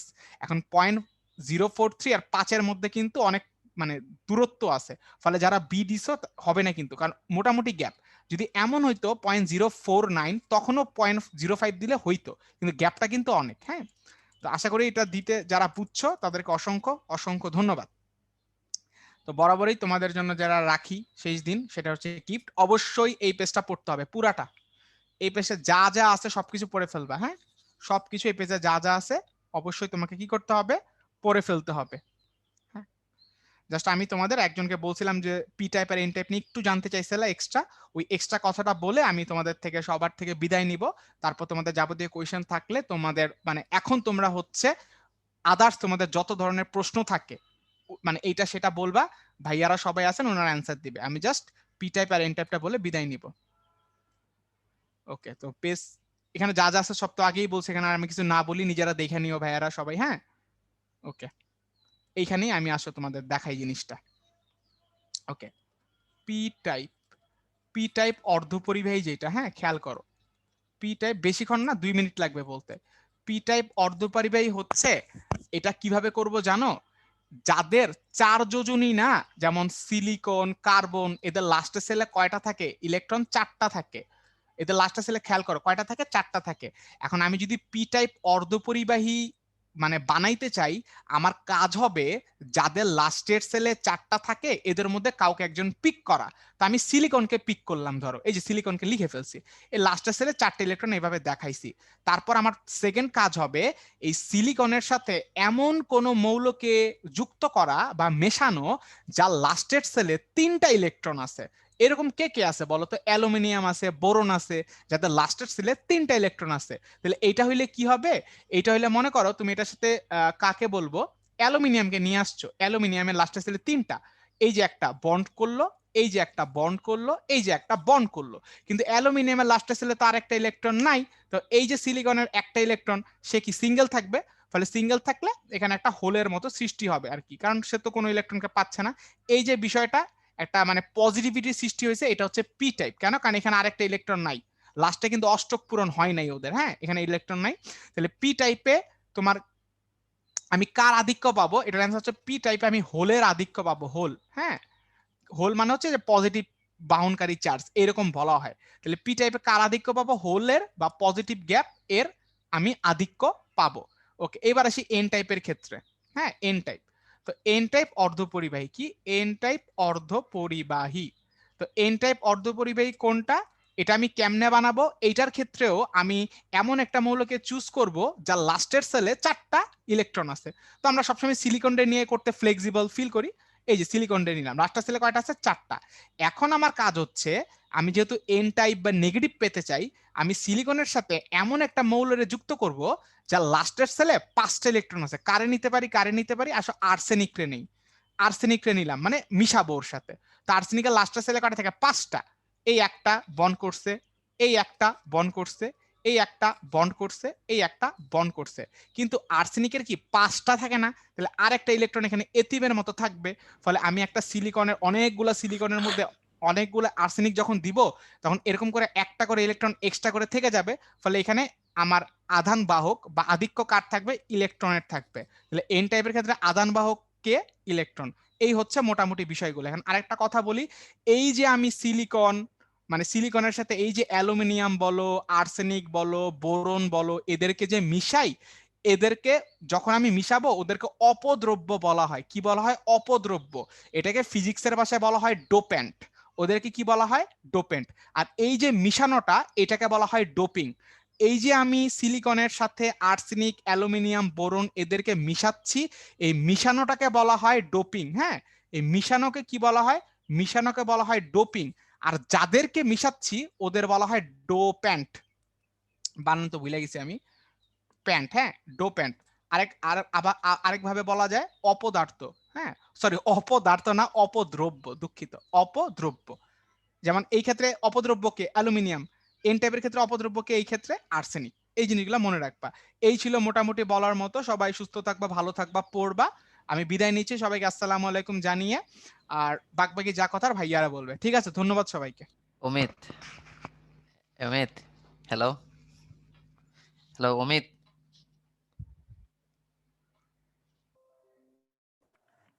Hello, Amit, hello, hello, Amit, তো চলে গেছে মনে হচ্ছে। জি ভাইয়া, তাই মনে হচ্ছে, চলে গেছে মনে হয়। আচ্ছা, যাই হোক, অমিতকে সবাই দেখতে এসেছিল লাস্ট মুহূর্তে, তো হয়তো ক্লাস শেষ করেই চলে গেছে। যাই হোক, আচ্ছা, যাই হোক, শোনো, তোমাদেরকে মানে লাস্ট চলে, যেহেতু তোমাদের সাথে আজকে আমাদের লাস্ট দেখা বা কথা, তো সেটার জন্য আমি তোমাদের কিছু কথা বলে দিচ্ছি, সেই কথাগুলো মনে রাখবা। সেটা হলো অ্যাডমিশনে তোমরা যারা অনেকেই ফিজিক্সের কথা যদি বলি, যে কোন কোন চ্যাপ্টার গুলো তোমার জন্য ইম্পর্টেন্ট বা কোন কোন চ্যাপ্টার গুলো তুমি পড়তে চাচ্ছ বা কি, সেগুলোর জন্য ভার্সিটির জন্য বিশেষ করে আসলে ম্যাথমেটিক্স যে জায়গাগুলো, সেইগুলো জায়গাগুলোতে তোমাকে একদমই স্ট্রং জোন হিসেবে ধরতে হবে। তোমরা অনেকে বললো যে ভাইয়া ওই লাস্টের অধ্যায় 11 অধ্যায়টাকে আমি বাদ দিব। আসলেই তুমি বাদ দাও, সমস্যা নাই, বাট কোনো ম্যাথ বা কোনো সূত্র তুমি বাদ দিও না। এটা হলো প্রথম কথা। কারণ মানে সূত্র এবং ম্যাথ গুলো আসলেই তোমার কনফার্ম পরীক্ষার জন্য লাগতেই পারে। এখন অনেকে আমরা ভাবি যে কোন কোন চ্যাপ্টার গুলো থেকে কনফার্ম প্রশ্ন থাকবে। কিছু কিছু চ্যাপ্টার থেকে কনফার্ম প্রশ্ন থাকে। যেমন ধরো যে যদি আমরা যদি ফিজিক্স সেকেন্ড পেপারের কথা বলি, যেমন তাপগতিবিদ্যা, স্থির তড়িৎ, চলতড়িৎ, চৌম্বকের অধ্যায়টা, চতুর্থ অধ্যায় যেটা, জ্যামিতিক আলোক বিজ্ঞান, তারপরে তোমার ওদিকে আধুনিক পদার্থবিজ্ঞান, আর এদিকে আমরা পরমাণুর কথা বলতে পারি। এই চ্যাপ্টারগুলো থেকে অ্যাটলিস্ট একটা, কখনো কোনো চ্যাপ্টার থেকে, যেমন স্থির তড়িৎ, চলতড়িৎ থেকে টিচারদের পছন্দ হলে কখনো 2টা প্রশ্ন দিয়ে দেয় এখান থেকে, ঠিক আছে? আর বাকি ফার্স্ট পেপার থেকে যদি বলো যে ভেক্টর, ভেক্টর থেকে টিচারদের একটা তো কনফার্ম থাকবে, অথবা কখনো 2টা বা কখনো 3টা প্রশ্ন ভেক্টর থেকে চলে আসে। গতি থেকে প্রশ্ন আসে, নিউটনের বলবিদ্যা থেকে 2টা প্রশ্ন, 3টা প্রশ্ন চলে আসতে পারে এখান থেকে। আর কাজকন্দ শক্তি থেকে একটা, বা মহাকর্ষ থেকেও ইম্পর্টেন্ট, এখান থেকে 2টা প্রশ্ন আসে। মানে প্রত্যেকটা চ্যাপ্টার থেকেই কিন্তু তোমার প্রশ্ন থাকে, কারণ তোমার ফিজিক্সে টোটাল প্রশ্ন থেকে 25টা বা 30টা, সেখানে দেখা যায় প্রত্যেকটা চ্যাপ্টারে তারা টাচ করতে পারে। এর জন্য আমি তোমাদেরকে বলবো কোনো চ্যাপ্টার তোমরা বাদ দিবা না। আর চ্যাপ্টার যদি তুমি খুব বাদ দিয়ে দাও, যে তোমার কাছে যদি মনে হয় কোনো চ্যাপ্টার তুমি বাদ দিবা, সেই ক্ষেত্রে তুমি অবশ্যই বাদ দাও, সমস্যা নাই, বাট তুমি কোনো ম্যাথ বাদ দিবা না, মানে ম্যাথমেটিক্যাল কোনো সূত্র তুমি বাদ দিবে না, এটা হলো প্রথম কথা। কারণ ম্যাথমেটিক্যাল সূত্রগুলো তোমাদের জন্য গুরুত্বপূর্ণ, ম্যাথমেটিক্যাল সূত্রগুলো বাদ দেওয়া যাবে না, ঠিক আছে? আবার অনেকেই বলল যে মানে ম্যাথ করার জন্য এক্সট্রা কোনো পেজ দেওয়া হবে কিনা। ভাই তোমরা একটু মনে রাখবে, এক্সট্রা পেজ না, তোমরা পরীক্ষা হলে যাওয়ার সময় ফিজিক্সের জন্য অ্যাটলিস্ট তোমরা কি করবা, একটা পেন্সিল এবং একটা রাবার সাথে কাটা নিয়ে যাবা। কারণ প্রশ্নের সাথে যে জায়গাটুকু থাকে ওই জায়গার যে এক্সট্রা কোনো পেজ সাধারণত দিতে চায় না। অনেক সময় কিছু ভার্সিটি থাকে হয়তো দিতেও পারে। তো সেই ক্ষেত্রে তুমি তোমার নিজের ব্যাকআপটা রেখেই যাবা, যে সবসময় পেন্সিলটা নিয়ে যাবা, রাবারটা এক্সট্রা ওই জায়গার মধ্যেই তুমি অ্যাপ্লিকেশন করে নিবা। আর একটা বিষয় হলো যে তোমরা যদি উদ্ভাসের সাথে সামনে যে আপডেট বিষয়গুলো, সেগুলো ভাইয়া তোমাদের বলে দিবে, যে আপডেট যদি কোনো কিছু থাকে সেগুলো বলবে। আর যদি আপডেট কোনো কিছু জানতে চাও, তাহলে তোমার বাসার আশেপাশে যে কোনো উদ্ভাসের ব্রাঞ্চে গিয়ে তুমি শুধু বললেই হবে, ভাইয়া তোমাকে সবকিছু বুঝাই বলবে, যে তোমার কি কি লাগবে, কি কি লাগবে না, কোন কোন বিষয় এটা। আর অনেকে বলতেছে ভাই গুচ্ছ পদ্ধতির বিষয়টা বা পরীক্ষার এগুলো এগুলো আসলে আগে থেকে কোনো কিছু বলা যাচ্ছে না, কারণ এবার তুমি বুঝতেই পারছো যে আসলে কোন দিকে যাচ্ছে, কোন দিকে কি হচ্ছে কিছুই বুঝতে পারতেছে না। ইভেন আজকে তোমাদের রেজাল্ট দেওয়ার কথা ছিল, মোটামুটি ভাবে শুনছিলাম নিউজে, কিন্তু আলটিমেটলি রেজাল্টের কোনো খবরই এখন পর্যন্ত পেলাম না। তো যাই হোক, আলটিমেটলি এগুলো সবই কোনো কিছুই আসলে বোঝাচ্ছে না, সবকিছু আসলেই ভাসতেছে। তো সেই ক্ষেত্রে আসলে কি যে হবে সেটা আসলে সার্কুলার ছাড়া বলা যাবে না। একটা সার্কুলার দিবে, দেওয়ার পর ওই সার্কুলার মধ্যে সমস্ত কিছু বলে দিবে, যে তুমি কোন সাবজেক্টে কি করতে পারবা, কতটুকু আনসার করতে পারবা, কোন কোন সাবজেক্টে কি পরিমাণ প্রশ্ন তোমার থাকবে, ঠিক আছে? এগুলো সবই থাকবে। আর তোমাদের বইয়ের বিষয়গুলো যেগুলো বলতেছো যে ভাই আমরা এখন বইপত্র নিয়ে কোন কোন বিষয়গুলো কিভাবে শুরু করব বা অনেকে পড়বো বা রিভাইজ দিব কিভাবে, মানে আসলে থরলি ভাবে বললে আসলে তুমি পুরোপুরি ভাবে পুরো চ্যাপ্টার বা পুরো ফিজিক্স বই তোমাদের সম্পূর্ণ বিষয়টি শেষ, ভালো করেই শেষ, যেহেতু অনেক সময় ধরে পড়তেছো। আর এখন তুমি রিভাইসের যে বিষয়টা, সেই বিষয়টা আসলে তোমার এখন টার্গেট হবে ডেইলি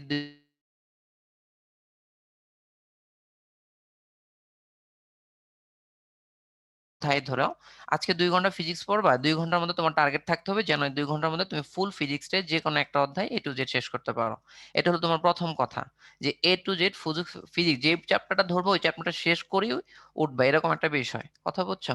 কারণ তুমি যদি একটা চ্যাপ্টার অর্ধেক পড়ে যাও, পরের দিন হবে না। তুমি টার্গেট নিবে একদিনে একটা বা 2টা করে চ্যাপ্টার ফুল ভালো করে পড়ার জন্য, ঠিক আছে? ওকে, এটা হলো সবচেয়ে গুরুত্বপূর্ণ, কারণ তুমি যদি চ্যাপ্টার ওয়াইজ গ্যাপ রাখো বা কোনো, এখন আরেকটা বিষয়, অনেক সময় তোমরা বলো যে ভাই আমি ওই চ্যাপ্টারটা, একজন বললাম বারবার যে ভাই আমি ষষ্ঠ অধ্যায় না নবম অধ্যায় আমি এটা পড়ি নাই, এটা আমি বুঝি নাই। এখন কিন্তু তোমার এই গ্যাপটুকু পূরণ করতে হবে, যেহেতু এখন তোমার হাতে এনাফ টাইম পাবা, প্রচুর টাইম তুমি পাচ্ছ, যে গ্যাপগুলো আছে তোমার দুর্বল জায়গা কোনগুলো সেগুলোকে ফাইন্ড আউট করো। You have to find your কি, যেটা তোমার সবচেয়ে দুর্বল জায়গা, তোমার সবচেয়ে দুর্বল জায়গা যেগুলো তুমি সবচেয়ে কম পারো, সবচেয়ে কম বুঝো, সেই জিনিসগুলো আগে টার্গেট করো, ওই জিনিসগুলো আগে সলিউশন করো। দেন তুমি যেগুলো ভালো জানো, তুমি যেগুলো ভালো জানো ওগুলো তুমি তো অল টাইম বেস্ট। বাট তুমি যেগুলো কম জানো, তুমি তো অনেকে বলতে পারো ভাই ফিজিক্সের আমি এই চ্যাপ্টার গুলো কম পারি, ওগুলো আগে শেষ করো। যেগুলো কম জানো কম পারো ওগুলো আগে শেষ করো, আর যেগুলো ভালো জানো ওগুলো তো হলো, ঠিক আছে? আর সূত্র প্রতিনিয়ত তুমি রিভাইসের মধ্যে থাকবা, সূত্র কোনোভাবেই যেন ভুল না করো। অনেক সময় অনেক এই সূত্রের জন্য আমরা অনেক সময় ম্যাথ করতে পারি না। আরো বিষয় হলো শর্টকাট নিয়ে অনেকে প্রশ্ন করো, ভাই শর্টকাটের বিষয়গুলো, শর্টকাট হলো তুমি সবসময় অ্যাপ্লাই করতে পারবা। রিটেন পরীক্ষা তুমি শর্টকাটে অ্যাপ্লাই করতে পারবা, এমসিকিউ তো অবশ্যই পারবা। তুমি যদি শর্টকাটে এক বা দুই, মানে 1-2 লাইনে যদি ম্যাথ করে ফেলতে পারো রিটেন প্রশ্ন, টিচার তোমাকে ফুল মার্কস দিতে বাধ্য। কারণ তোমার ওই শর্টকাটটাও একটা ফর্মুলা, এটা টিচার সে জানে, ঠিক আছে? তোমার করতে হবে কি, তোমার করতে হবে ফুল সুন্দর করে ম্যাথটাকে সলিউশন করা, একদম A to Z সুন্দর করে ম্যাথটাকে সলিউশন করে দেওয়া, ঠিক আছে? মানে কোনো ম্যাথের যেন কোনো ভুল না হয়, তুমি সঠিক অ্যান্সার মিলাই দিতে পারলেই হয়েছে, ঠিক আছে? আচ্ছা, আরো তোমাদের জন্য অনেকেই দোয়া এবং আশীর্বাদ রইলো তোমাদের জন্য, তোমরা সবাই ভালো থাকবা, সুস্থ থাকবা। আর একটা বিষয়, নিচে ভালো, মানে তুমি সবসময় অল টাইম ভালো কাজ করবা, অন্যজনকে ভালো কাজের সুপদেশ দিবা। আর যারা মানে আম, মানে সত্যি বলতে যেটা, এটা আসলে কোরআনের ইয়ের তোমার তোমার আর সূরা আল আসরের 3 নম্বর আয়াতটা পড়ে নিও, এটা বুঝতে পারবা আসলে যে ভালো থাকার কথা আল্লাহ নিজেই স্বয়ং বলেছেন, যে তুমি নিজে ভালো কাজ করো, অন্যকে ভালো কাজে উৎসাহিত করো, ঠিক আছে? আর তোমাদের জন্য অনেকগুলো দোয়া রইলো, আশীর্বাদ রইলো। সবাই ভালো থাকবা, সুস্থ থাকবা। আর সবকিছুর জন্য আল্লাহর উপর রহমত করবা। সবসময় আল্লাহকে ডাকবা। তোমার যে সৃষ্টি করেছেন তার প্রতি সবসময় কৃতজ্ঞ থাকবা। তাকে সবসময় ডাকবা। তোমার ভাগ্য, সে তোমার জন্মের ৫০,০০০ বছর পূর্বেই তোমার ভাগ্য রিজিক লিখে রাখছেন। সো তুমি তোমার ইবাদতের মাধ্যমে সেটা তুমি কি করতে পারবা? পরিবর্তন করতে পারবা। তো আমি তোমাদের জন্য সবার জন্য দোয়া করি। তুমিও তোমাদের সবার জন্য অসংখ্য দোয়া করি। অন্তরস্থল থেকে তোমরা অনেক ভালো থাকো, সুস্থ থাকো আর সবসময় আল্লাহকে ডাকো। ঠিক আছে? সবাই ভালো থাকবা। আমার জন্য অসংখ্য দোয়া করবা। ওকে? সবাই ভালো থাকো। আসসালামু আলাইকুম।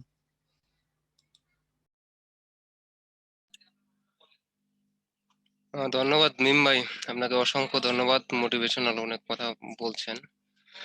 আর ভালো থাকবেন। আসসালামু আলাইকুম। ওয়ালাইকুম আসসালাম। স্টুডেন্ট ভাই আপুরা, তোমাদের যদি উদ্বাস রিলেটেড কোনো জিজ্ঞাসা থেকে থাকে বলতে পারো, আমি চেষ্টা করবো অ্যান্সার দেওয়ার জন্য।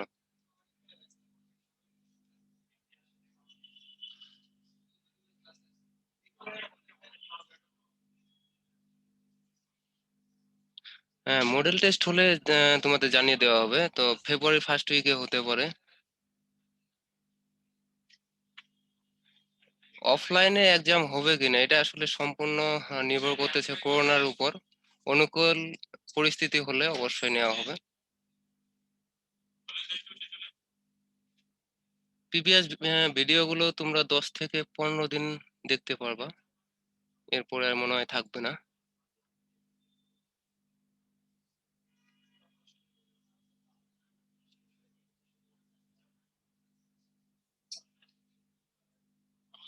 হ্যাঁ, সব ক্লাসেই থাকবে তোমাদের 10 থেকে 15 দিন পর্যন্ত ভিডিওগুলো।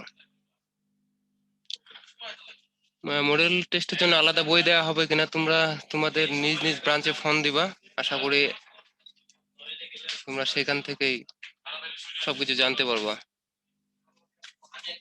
হ্যাঁ, পিডিএফটা থাকবে, পিডিএফ থেকে যাবে।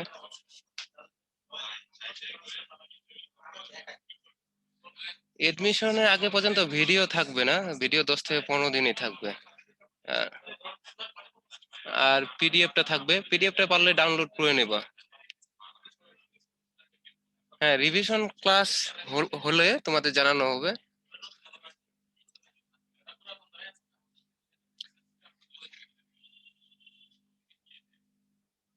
হ্যাঁ, পিডিএফটা থাকবে, তারপর তোমরা ডাউনলোড করে রাখবা তোমাদের জন্য, এটা বেটার হয়।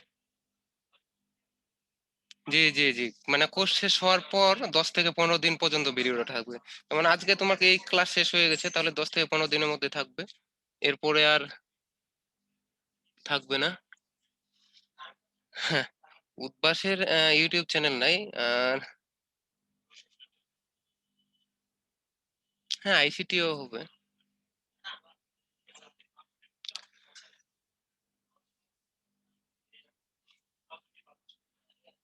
স্কুল কলেজ ওপেন হইলে আমাদের হচ্ছে দেশের সিচুয়েশন যদি ভালো হয়, উদ্বাস যদি খোলা হয় ব্রাঞ্চ, তাহলে ব্রাঞ্চে হবে। নইলে উদ্বাসে ব্রাঞ্চ না খুললে অনলাইনেই হবে পরীক্ষা। অবশ্যই সব ডাউনলোড দিবা। ভিডিওটা ডাউনলোড দেওয়া যাবে না।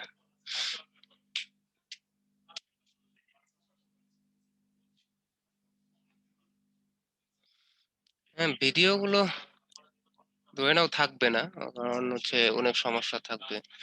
তো তোমরা 10 থেকে 15 দিন পাবা, এই 15 দিনে যা কিছু করার করে নেবা। আর হচ্ছে পিডিএফটা তুমি ডাউনলোড দিয়ে দিবা।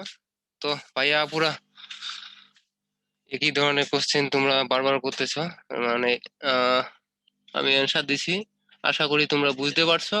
তো আজকে এ পর্যন্তই, আবার দেখা হবে। ভালো থাকো, সুস্থ থাকো। আল্লাহ হাফেজ। আর আমাদের জন্য দোয়া রাখবা, আমরাও তোমাদের জন্য দোয়া করবো ইনশাল্লাহ। আল্লাহ হাফেজ।